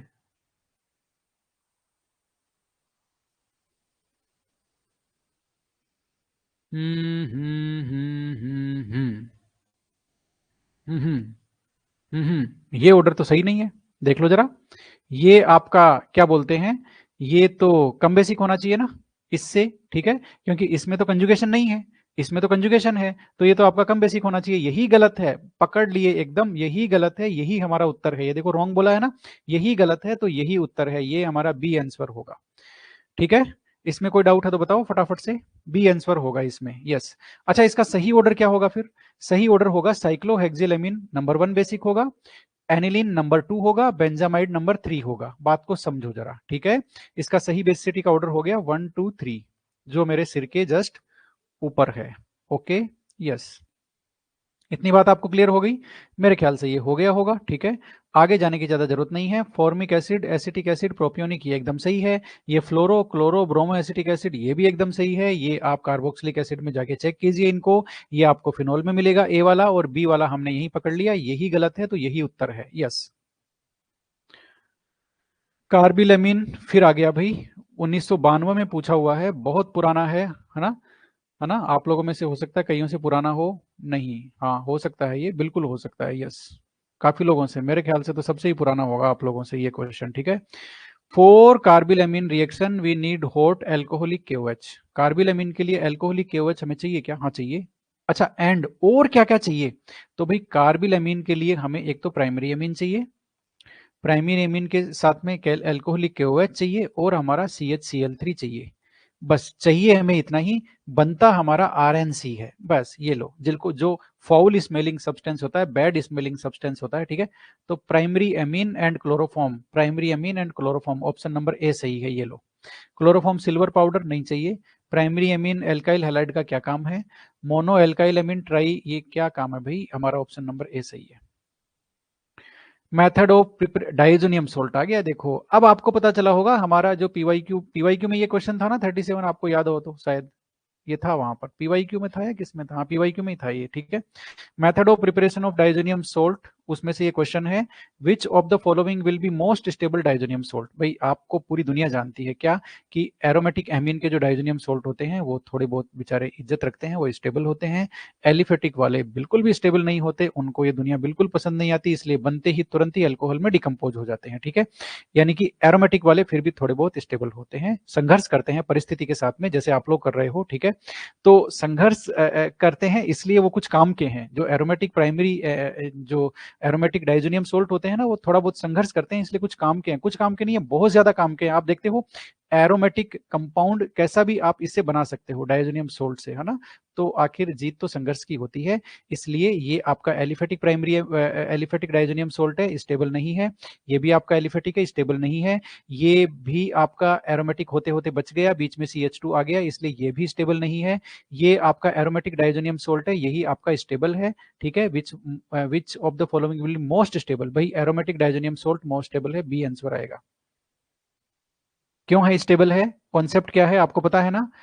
रेजोनेंस होता है इसमें, इसलिए ही ज्यादा स्टेबल है, okay. Identify the product in following reaction, इस रिएक्शन में प्रोडक्ट पहचानना है भाई। कैसे पहचानेंगे भाई? ये तो बड़ा मुश्किल सा लग रहा है, क्योंकि ये RMGX वो डाल दिया इसने बीच में। चलो कोई बात नहीं, लेट अस ट्राई इट। सबसे पहले ये रिएक्शन पकड़ो, बेंजीन डाइजोनियम सोल्ट है, BDS, ठीक है। BDS का इसने ये रिएक्शन नंबर 1 देखना जरा, पहचान रहे हो क्या? सैंडमेयर रिएक्शन है, ओके। सैंडमेयर रिएक्शन है तो Br है, तो यहाँ Br लग जाएगा, ओके। चलो भाई हेलो बेंजीन बन गया। सेकेंड रिएक्शन में Mg और ड्राई ईथर से रिएक्शन होगी, तो ओके, ये तो RMGX बन गया, इसका मतलब आपका सेकेंड रिएक्शन का प्रोडक्ट ये हो गया, Mg आपका Br। बात सही है ना? क्योंकि हेलो ब्रोमोबेंजीन की रिएक्शन आप Mg से कराओगे ड्राई ईथर में, तो RMGX बन जाएगा, तो ये RMGX बन गया, ठीक है। अब उसका हाइड्रोलाइसिस कराना है आपको सीधा H2O के साथ, ओके। अब आपको पता है RMGX जो भी बनते हैं वो एक्टिव हाइड्रोजन वाले जो भी मॉलिक्यूल होते हैं, एक्टिव हाइड्रोजन वाले कंपाउंड होते हैं। आपका कार्बोक्सिलिक एसिड ले लो, आपका H2O ले लो, आपका प्राइमरी एमीन ले लो, आपका और क्या बोलते हैं जितने भी एसिड टाइप के होते हैं ना, ठीक है। ये हो ही गया, ये हो ही गया, ये हो ही गया, ठीक है। और भी कई होते हैं, आपका एल्कोहल ले लो, ये लो, ये सारे एक्टिव हाइड्रोजन वाले कंपाउंड हैं जो एसिडिक प्रोटॉन रिलीज कर सकते हैं, ठीक है। उनके साथ में अच्छा, और एक एसिड तो खुद तो होता ही होता है HCl। इन सब के साथ में ये रिएक्शन करके सीधा क्या बनाएगा? ओरिजिनल एल्केन, जिससे वो बनता है कौन? RMGX ओरिजिनल एल्केन बना देता है, जिससे वो बनता है, ठीक है। तो आप जैसे ही H2O से रिएक्शन कराओगे, इन सब की जगह हाइड्रोजन आ जाएगा और आपका बेंजीन वापस बन जाएगा। यानी कि जिस जिस एल्केन से, यानी कि जिस हाइड्रोकार्बन से ये RMGX बना है, वो हाइड्रोकार्बन वापस आपको मिल जाएगा, ठीक है। लौट के बुद्धू घर को आए, इसका मतलब ये आपका बेंजीन, डी आंसर एकदम सही है। अच्छा क्वेश्चन है कुल मिलाकर के, है ना, ठीक ठाक क्वेश्चन है। The product formed from the following reaction sequence, okay. यहां भी भाई 3 रिएक्शन देते हैं, ये तो गड़बड़ करते हैं, ठीक है। सबसे पहले LiAlH4 से क्या होगा? रिडक्शन होगा इसका, तो इसका रिडक्शन होगा तो प्रोडक्ट तो आप जानते ही हो ना क्या बनेगा, जरा देखते हैं। CH2 और NH2, ये पहली रिएक्शन का प्रोडक्ट है। दूसरा डायजोटाइजेशन कराओगे, तो डायजोटाइजेशन कराओगे तो ये तो हो गई बात गड़बड़। कैसे गड़बड़ हो गई? इसका आपको कराना है डायजोटाइजेशन। तो भाई डायजोटाइजेशन यदि इसका आप कराओगे तो आपको तो अल्कोहल मिलेगा, ठीक है, क्योंकि ये तो आपका CH2 बीच में आ गया ना, ये तो एरोमेटिक एमीन नहीं है ना, बात को समझो जरा। तो एरोमेटिक डाइजोनियम सोल्ट नहीं मिलेगा आपको, एलिफेटिक डाइजोनियम सोल्ट मिलेगा, यानी कि आपको मिलेगा ये वाला, ये और आपका ये हो गया आपका CH2 और ये आ गया N2 प्लस Cl माइनस, यही तो बनेगा, ठीक है। और इसका यदि आप H2O से तुरंत ही रिएक्शन कराओगे तो ये अल्कोहल में कन्वर्ट हो जाएगा, ठीक है, अल्कोहल में कन्वर्ट हो जाएगा, यानी कि ये इस पूरे ग्रुप की जगह OH आ जाएगा, यानी कि आपका फाइनल प्रोडक्ट हो गया दोस्तों। ये तो बड़ा इंटरेस्टिंग है भाई, CH2OH, ये बनेगा बेंजाइल अल्कोहल, ठीक है ना, क्योंकि ये आपका एरोमेटिक डाइजोनियम सोल्ट नहीं है, इसलिए क्या बोलते हैं, अच्छा वो हो तो भी क्या है, एरोमेटिक डाइजोनियम सोल्ट हो तो भी क्या है, H2O से रिएक्शन होगी तो आपका ये अल्कोहल ही बनना है, ठीक है। तो डी आपका आंसर आएगा, देख लो जरा, ये आपका CH2 है और ये OH है, डी ही आपका आंसर है। ठीक ठाक है, मतलब अच्छा क्वेश्चन है, ठीक है, कोई बात नहीं। The reagent in R is the given sequence. अच्छा गिवन सीक्वेंस में R क्या है ये पहचानना है, तो R अभी पहचान लेते हैं हमारा क्या है, ठीक है। ये आपका प्राइमरी अमीन है, एरोमेटिक अमीन है, डाइजेनियम रिएक्शन करवाई तो यहाँ पर डाइजेनियम सोल्ट, डाइजेनियम ग्रुप आ गया, ओके अच्छी बात है। R की रिएक्शन कराएंगे तो ये देखो यहाँ पर हाइड्रोजन में कन्वर्ट हो गया, तो R क्या हो सकता है, अब देख लो भाई, आप जानते हो, एक तो C2H5OH हो सकता है, एक आपका H3PO2 हो सकता है, ये लो यही तो हो सकता है, ठीक है। तो इनमें से ये R यहाँ पर अब देख लो कौन सा है, ये रहा अल्कोहल, अल्कोहल से रिएक्शन कराओगे तो आपका ये जो पूरा डाइजोनियम ग्रुप है वो H से रिप्लेस हो जाएगा, ठीक है, ओके। आपको पता है हम लोग ये सवाल क्यों सोल्व करते हैं इतने सारे, आपको पता है क्या इस चीज का, क्यों सोल्व करते हैं, क्यों इनके पीछे पड़े रहते हैं हम? आपको एक बात बता दूं मैं, जो मैं बहुत दिन से जानता हूँ, एनसीईआरटी के इन टेक्स्ट क्वेश्चन और आप क्या बोलते हैं एग्जाम्पल्स इन टेक्स्ट और चैप्टर एंड एक्सरसाइज, तीन तरह के क्वेश्चन होते हैं ना बुक के अंदर, यदि उनको आप सोल्व करते हो, ठीक है, तो आपका एक चैप्टर 3 बार रिवाइज होता है। आप देखना हर कॉन्सेप्ट पे कम से कम 3 सवाल हैं, ठीक है, हर कॉन्सेप्ट पे कम से कम 3 सवाल हैं, इसलिए 3 बार रिवाइज होता है। यदि आप एग्जाम्पलर और करते हो तो बहुत सारे कॉन्सेप्ट आपके नए ऐड होते हैं और चैप्टर का एक थोरोली रिवीजन होता है और बहुत सारे छोटे छोटे कॉन्सेप्ट नए ऐड होते हैं आपके नोट्स में। याद रखना, एनसीईआरटी ने एग्जाम्पलर क्यों रिलीज किए, क्योंकि एनसीईआरटी की जो बुक है उसमें करेक्शन करना बहुत मुश्किल होता है, क्योंकि वो बहुत जगह स्प्रेड हुई हुई होती है, पूरे इंडिया में चलती है, इसलिए चेंज करने से पूरा इंडिया डिस्टर्ब होता है, इसलिए उन्होंने कहा कि बुक को चेंज मत करो, बुक को वहीं चलने दो, सप्लीमेंट्री मटेरियल है उसको ऐड और कर दो, यानी कि वो वेबसाइट पे पब्लिश कर दो, मार्केट में पब्लिश कर दो, उसके साथ में बच्चे उसको भी खरीदेंगे और पढ़ेंगे, इसलिए एग्जाम्पलर को साइड में रिलीज किया उन्होंने, इसमें नहीं डाला, बुक में नहीं डाला, बुक के साथ छेड़छाड़ नहीं करी इन्होंने, ठीक है।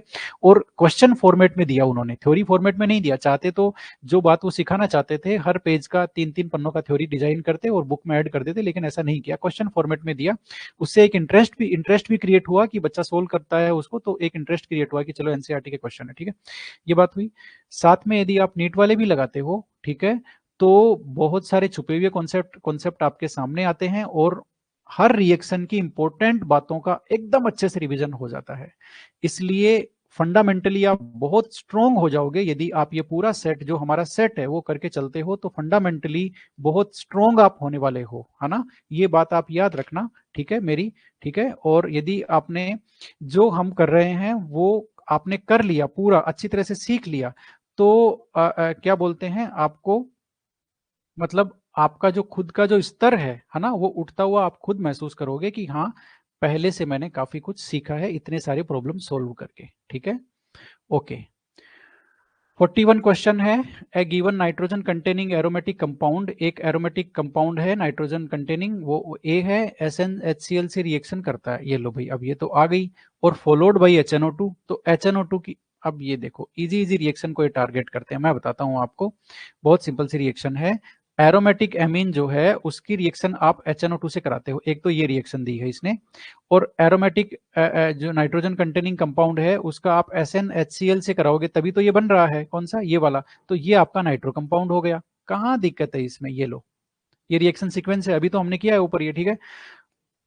Give an unstable compound B, एक अनस्टेबल कंपाउंड बी देता है, अब इसमें तो अनस्टेबल कंपाउंड भी, अच्छा हमने, हो सकता है हमने अलग लिया हो, मतलब मैंने एक जनरल सेंस में लिया है।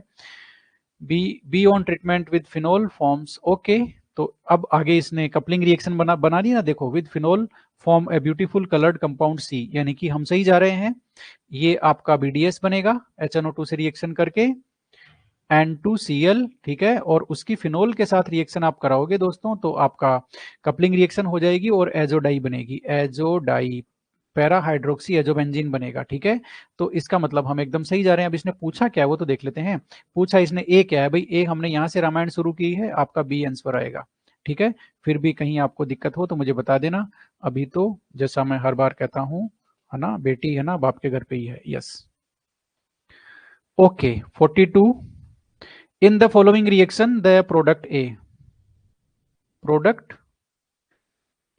ए बताना है क्या, ये डाइजोनियम सोल्ट है, ये एनिलीन है, ये लो हो गई, ये तो बात ही खत्म हो गई। कपलिंग रिएक्शन है, डाई बनेगी इसकी, ठीक है। और डाई कहां से बनेगी, ये जो आपका क्या बोलते हैं बेंजीन डाइजोनियम आयन है, ये यहां से हाइड्रोजन को डिस्प्लेस करेगा, ठीक है, और पैरा एमिनो एजोबेंजीन बनेगा। पैरा एमिनो एजोबेंजीन बोल करके, पैरा एमिनो एजोबेंजीन ये रहा डी, जिसमें पैरा पोजीशन पे आपका एमीन है और एजोबेंजीन है, तो पैरा एमिनो एजोबेंजीन डी वाला आपका प्रोडक्ट बनेगा, कहीं कोई दिक्कत नहीं है। 43 में इन्होंने कहा है कि आपका ये रिएक्टेंट है, इसकी ए से रिएक्शन कराओ कि ये बन जाए, यानी कि आपको इसको गायब करना है, डाइजोनियम सोल्ट को गायब करके इसकी जगह हाइड्रोजन लगाना, यही तो बात हुई। अभी तो हमने किया था, इसकी जगह हाइड्रोजन लगाने के लिए या तो आप H3PO2 से रिएक्शन कराओ या आप C2H5OH से रिएक्शन कराओ, तो ये H3PO2 वाली ये रिएक्शन आ गई, ए आपका यही होगा, बात खत्म, ठीक है। Aniline is a set of following reaction yielded a colour product Y, aniline के साथ में हमने फॉलोइंग सेट की रिएक्शन करवाई, ये जो इसने कराई है ना, कलर्ड प्रोडक्ट यानी कि डाई बनेगा, देखो बात खत्म हो गई।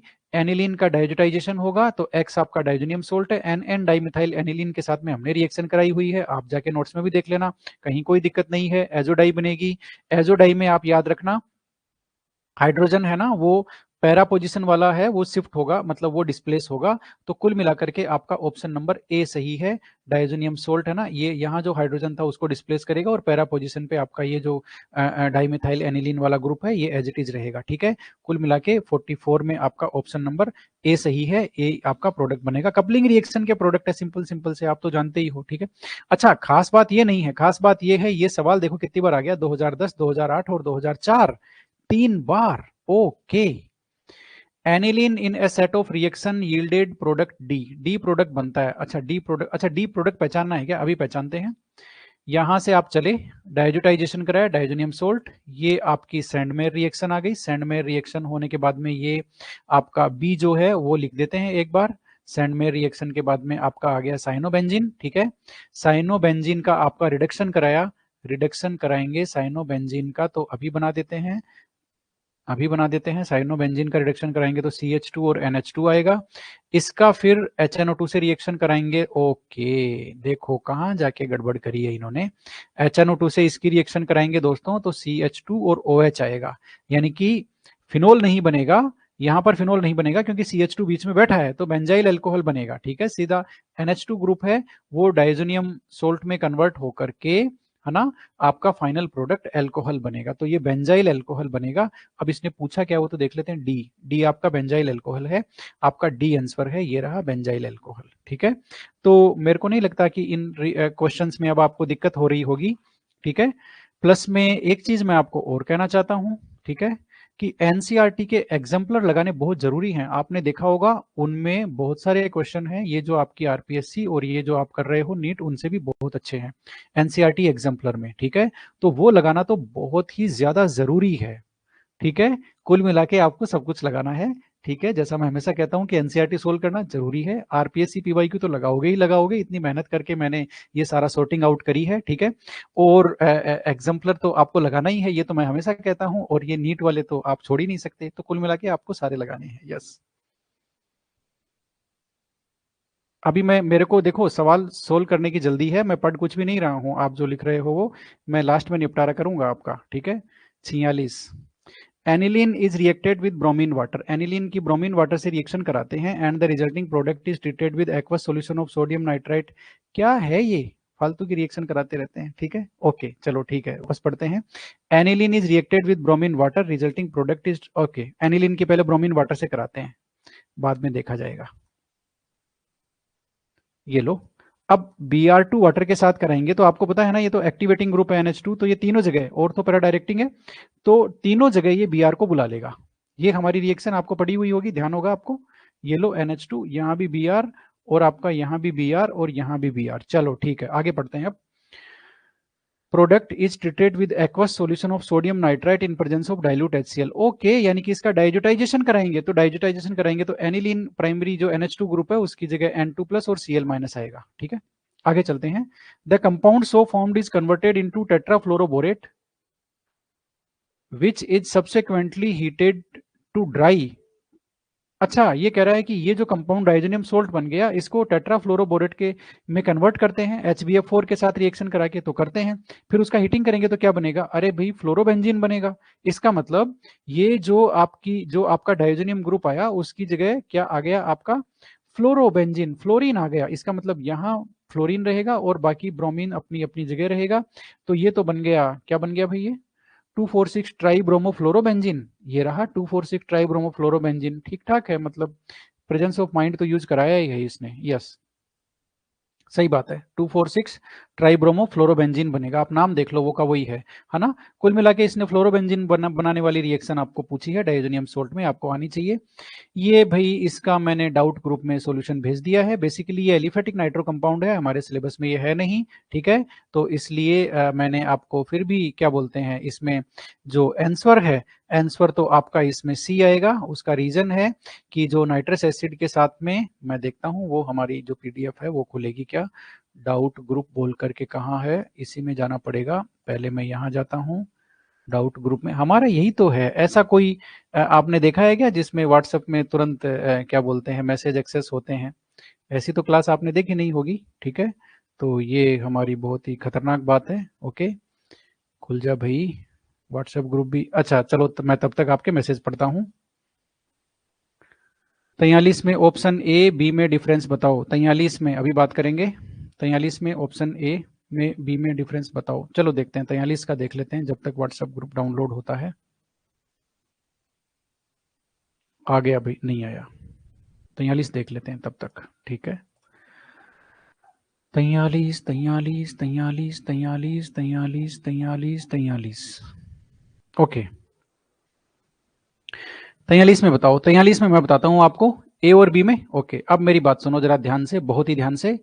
यहां पर ये जो बी है ये आप देखना फिनोल में बदलता है। ये आप जब भी याद रखना, या तो H2O के साथ, केवल H2O के साथ वार्म लिखा हो, या फिर एसिडिक मतलब सॉल्यूशन के साथ में रिएक्शन हो। जैसे ये कहे कि भाई बेंजीन डाइजोनियम की एक्वस जो आपका, यानी कि जो आपका डाइल्यूट HCl कह दे या डाइल्यूट H2SO4 कह दे, उसके साथ उसको बॉईल करेंगे तो क्या होगा, उसके साथ उसको गर्म करेंगे तो क्या होगा भाई, वो जो डाइजोनियम ग्रुप है वो OH ग्रुप में कन्वर्ट हो जाएगा। बात को समझो, फिनोल बन जाएगा वहां पर, ठीक है। तो H2O के साथ वार्म करो, फिनोल बनेगा। चाहे आप H2O के साथ एसिडिक मीडियम ले लो, फिनोल बनेगा। याद रखो, इसमें और इसमें कंफ्यूजन कभी नहीं होना है, ध्यान रखना इस बात का, है ना। ये आपका H3PO2 है, ठीक है, और H2O इन्होंने साथ में लगाया है, जरूरत नहीं थी, ठीक है, लेकिन अब लगा दिया तो क्या क्या कर सकते हैं, हम तो कुछ कर नहीं सकते। H3PO2 को पकड़ करके हम चलेंगे और इसने आपका बना दिया प्रोडक्ट जो हम चाहते थे। वो आपको अंतर समझ में आ गया होगा। ये वाला फिनोल बनाएगा, OH आएगा, OH से डिस्प्लेसमेंट होगा और इसमें आपका H से डिस्प्लेसमेंट होगा, ठीक है। अब इतनी देर में तो वो आ गया होगा व्हाट्सएप ग्रुप। डाउट बोल करके डाउट वाले में डाला है मैंने। ये लो, ये लो, और ये देखो खुल भी गई, आपके सामने भी आ गई। बताओ, इसको एक्चुअल साइज में लेते हैं और यहाँ से ये हटा देते हैं और इसमें एनोटेशन ऑन कर देते हैं। ये लो, और इसमें स्क्रॉलिंग कर देते हैं इसकी इनेबल। ओके, अब जरा मैं क्वेश्चन देख लेता हूँ। क्वेश्चन क्या है?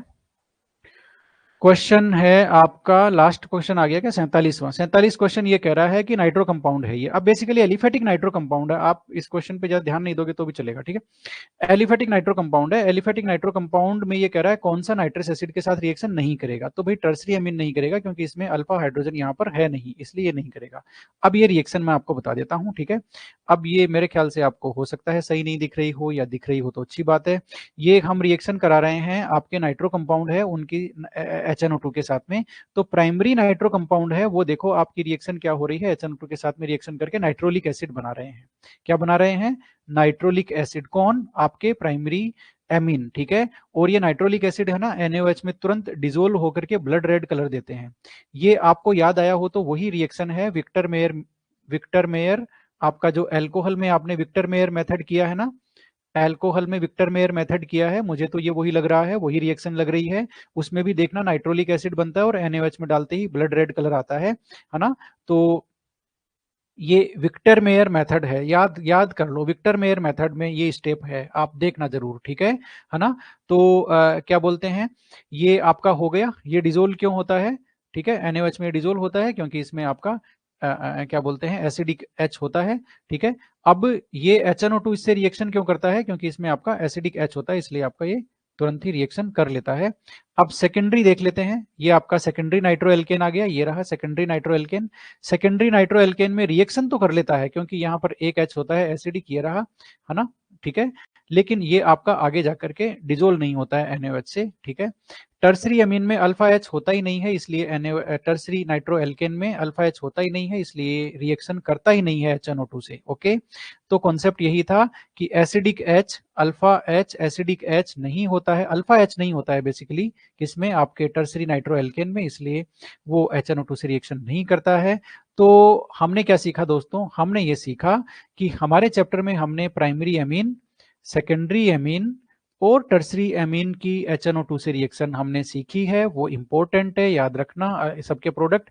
यहाँ हमने प्राइमरी नाइट्रोएल्केन, सेकेंडरी नाइट्रोएल्केन और टर्सरी नाइट्रोएल्केन की भी HNO2 से रिएक्शन सीखी है, जो कि विक्टर मेयर में आती है। याद करो, Victor Meyer primary secondary tertiary alcohol का, उसमें आता है ये मेथड।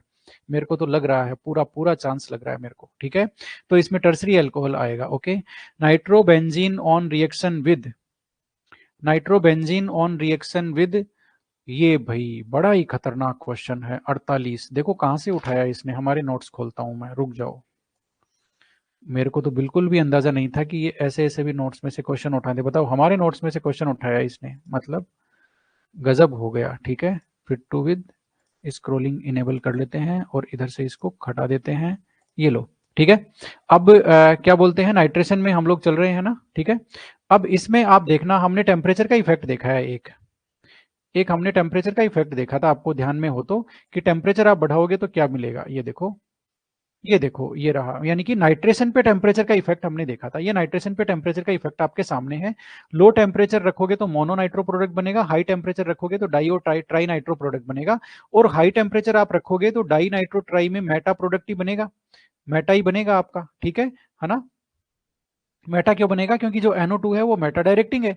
इसका मतलब यदि 100 डिग्री पे आपने रखा, ठीक है, 100 डिग्री पे आपने रखा, तो ये आपका क्या बनेगा दोस्तों, ये लो, क्या आपका मेटा डायरेक्टिंग। अब इसने भी यही पूछा है क्या, ये देखो 80 से 100 का लिया है टेम्परेचर, नाइट्रोबेंजीन का वापस से नाइट्रेशन कराना है, 80 से 100 टेम्परेचर लिया है तो 13। लेकिन ये क्वेश्चन तो कोई क्वेश्चन नहीं लगा मेरे को। अब मुझे समझ में आया है, इसने नाइट्रोबेंजीन से स्टार्ट करा है। इससे बेकार बात क्या होगी, कैसे, मैं आपको बताता हूं। नाइट्रोबेंजीन से आप स्टार्ट करोगे तो टेम्परेचर तो भूल ही जाओ आप। यदि आप उसका नाइट्रेशन कराओगे तो मेटा डायरेक्टिंग है तो 13 ही बनेगा ना, तो प्रोडक्ट तो फिक्स हो गया D, टेम्परेचर का तो कोई रोल ही नहीं है इसमें। हाँ, ये यहाँ पर हमें बेंजीन देता, ठीक है, तब बात होती कुछ, तब कुछ बात होती। अब तो कोई बात ही नहीं है, खत्म हो गया भाई, नोट्स निकालना बेकार हो गया, ठीक है। Okay, yes. 49 देख लेते हैं, what is product obtained in the following reaction. अब ये तो कोई बताने की बात नहीं है, ये हमने भर भर के किए हैं। रिडक्शन न्यूट्रल मीडियम में है, ये नाइट्रो कंपाउंड का रिडक्शन किस में है, न्यूट्रल मीडियम में है, तो इसमें तो कोई खास बात नहीं है। ये एन फिनाइल हाइड्रोक्सिल एमीन आपका प्रोडक्ट बनता है। याद रखना, ये एजोबेंजीन भी बहुत सब में बनता है, आपका एजोक्सी बेंजीन भी बहुत सब में बनता है, एनिलीन भी बहुत सब में बनता है। इनको सबको याद रखना भाई, भूल मत जाना, ठीक है। अब क्या हो गया, 2 क्वेश्चन और है क्या, बड़े ही खतरनाक खतरनाक क्वेश्चन है। ये साइनाइड का क्वेश्चन है, ठीक है, आपका 50वें नंबर का। साइनाइड में आप, साइनाइड का आप देखो CH3 MgBr यानी कि RMgX से रिएक्शन कराते हैं तो कीटोन बनता है, याद करो। HCN से RMgX की रिएक्शन कराओगे तो आपका एल्डिहाइड बनेगा RCHO, ठीक है। यदि आप RCN से आप RMgX की रिएक्शन कराओगे, ग्रिग्नार्ड रिएजेंट की, ठीक है, तो आपका कंपाउंड बनेगा कीटोन। तो यहां पर ये आपका R हो गया और ये RCN हो गया, RMgX से रिएक्शन कराओगे तो कीटोन बनेगा, तो आपका बी प्रोडक्ट सही है। बात खत्म, ये हमारा इस चैप्टर का क्वेश्चन ही नहीं है, ये हमारा एल्डिहाइड वाले का क्वेश्चन है, ठीक है। अब ये मेरे सिर के ऊपर एक लास्ट क्वेश्चन है, वो देख लेते हैं क्या कह रहा है। Which product is formed when acetonitrile is hydrolysed partially with cold. ये तो भाई लास्ट वाला क्वेश्चन बड़ा ही जबरदस्त है, आपने इसको पकड़ लिया ना, मेरे ख्याल से आपने पकड़ लिया होगा। मैं इसको वापस पढ़ता हूं, आप पकड़ेंगे इसको। Which product is formed, which product is formed when acetonitrile, अब एसीटोनाइट्राइल आप समझ गए ना, एसीटोनाइट्राइल आपका हो गया CH3 और ये आपका हो गया CN, ठीक है। एसीटोनाइट्राइल इज हाइड्रोलाइज्ड पार्शियली, ये गड़बड़ कर दी इसने, cold cold and concentrated HCl से पार्शियल हाइड्रोलाइसिस करा रहा है साइनाइड का, ये यहां पर गड़बड़ हो गया दोस्तों। मोस्ट इंपॉर्टेंट जो है वो मैं आपको बताने जा रहा हूं, कॉन्सेप्ट लास्ट वाला, क्या कि आपने यदि साइनाइड लिया है, क्या लिया है, साइनाइड। अब इसकी 4 रिएक्शन हम पहले भी पढ़ चुके हैं, वापस मैं आपको बता रहा हूं, फिर मत कहना कि मैंने बताया नहीं था। हमें डॉक्टर साहब कह के चले गए हैं, क्या कहा है उन्होंने कि आपका ये जो साइनाइड है इसका यदि आप हाइड्रोलाइसिस कराओगे, यदि आपने पार्शियल नहीं लिखा, सुन लेना, बाद में मत समझाना, यदि आपने पार्शियल नहीं लिखा, केवल हाइड्रोलाइसिस लिखा तो कार्बोक्सिलिक एसिड बनेंगे। सुन लो, यदि साइनाइड है और आपने पार्शियल हाइड्रोलाइसिस लिख दिया, पार्शियल आपका हाइड्रोलाइसिस आपने लिखा है और कोल्ड, कोल्ड आपका HCl लगाया है, ठीक है ना, या नहीं भी लगाया है कोल्ड HCl, केवल पार्शियल हाइड्रोलाइसिस लिखा है, तो आपके दोस्तों एमाइड बनेंगे, फिर मत कहना कि पता नहीं था, ठीक है। अब सुन लो जरा, एक आप यदि इनका रिडक्शन LiAlH4 से कराओगे साइनाइड का, तो भाई C पे भी हाइड्रोजन लग जाएगा, N पे भी हाइड्रोजन लग जाएगा, RCH2 और NH2 यानी कि प्राइमरी एमीन बनेगा, फिर मत कहना बताया नहीं था, ठीक है। यदि आप इसकी रिएक्शन स्टीफन रिएक्शन कराओगे, SnCl2 प्लस में आप HCl लगाओगे, ठीक है, तो ये आपकी स्टीफन रिएक्शन हो गई। स्टीफन रिएक्शन में इसमें एल्डिहाइड बनता है RCHO, यानी कि साइनाइड से आप carboxylic acid, amide, primary amine और एल्डिहाइड तुरंत ही बना सकते हो, और ये चारों आपके बहुत सारे कन्वर्जन में आपके यूज होती है ये रिएक्शंस, ठीक है। इनमें से ही एक आपको यहां पूछा गया है, साइनाइड का पार्शियल हाइड्रोलाइसिस कराओगे तो एमाइड बनता है।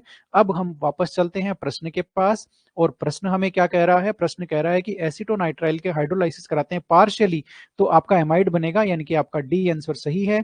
51 में डी, 51 कहां गया, 51 का उत्तर है ही नहीं क्या, ये रहा 51 में आपका डी। बात खत्म, ठीक है। तो ये मेरा मानना है कि हमने जो क्या बोलते हैं, मतलब हमारे नोट्स भी गजब के हैं। Yes sir, Victor Meyer test, हाँ विक्टर मेयर टेस्ट में वो था, ये बात आपने सही पकड़ी है। हमारे नोट्स भी गजब के हैं, नोट्स तो अब आपने लिखे हैं तो गजब के तो होंगे ही होंगे, नो डाउट। और एक चीज ध्यान रखना, मैं आपको बताता हूं, मैं आपको बताता हूं नोट्स कैसे बनते हैं। आपने इतने सवाल सही किए, थ्योरी के आपके नोट्स हैं, इतने सारे आपने सवाल सही किए। यदि आपको लगता है कि एक भी पॉइंट, इनमें से एक भी पॉइंट मेरे नोट्स की रिएक्शन में नहीं है, तो आप वहां पर जरूर लिखेंगे, चाहे आप कागज की एक चिट लगाओ, वहां पर चिट लगा के चिपकाओ, स्टेपल करो, कुछ भी करो, लेकिन आप वहां मेंशन करोगे वो पॉइंट। यदि आपको कोई लगता है कि ये रिएक्शन अलग सी है और ये हमारे नोट्स में नहीं है, आप उसको अपडेट करोगे। नोट्स कभी भी कंप्लीट नहीं होते हैं, हमेशा कंप्लीटनेस की तरफ जाते हैं आपके प्रयासों से। और आपको ये हमेशा ऑब्जर्व करना पड़ेगा, जब भी आप कोई क्वेश्चन का सेट सोल्व करते हो, आपको नया पॉइंट लगता है, तुरंत नोट्स में डाल दो उसको, तो धीरे धीरे आपके नोट्स है ना वो बहुत ज्यादा रिफाइन हो जाएंगे और कंप्लीट हो जाएंगे, कंप्लीट इन ऑल रेस्पेक्ट। एक ऐसी सिचुएशन आएगी कुछ दिन के बाद में जब आप इतने सारे क्वेश्चन सोल्व कर लोगे और नए पॉइंट सारे आप अपने नोट्स में डाल लोगे ना, एक ऐसी सिचुएशन आएगी कि कोई भी क्वेश्चन ऐसा नहीं आएगा जो आपके नोट्स के बाहर हो, ठीक है ना। और तब आपको लगेगा कि आज मेरी जो मेहनत है वो मतलब किस लेवल की जा चुकी है कि इस चैप्टर का कोई भी क्वेश्चन मेरे नोट से बाहर नहीं जा रहा, ठीक है। तो ये बात है, इसलिए आपको वो कंटिन्यूअसली अपडेट क्या बोलते हैं, अपडेट करते रहना है उनको, है ना। क्वेश्चंस आप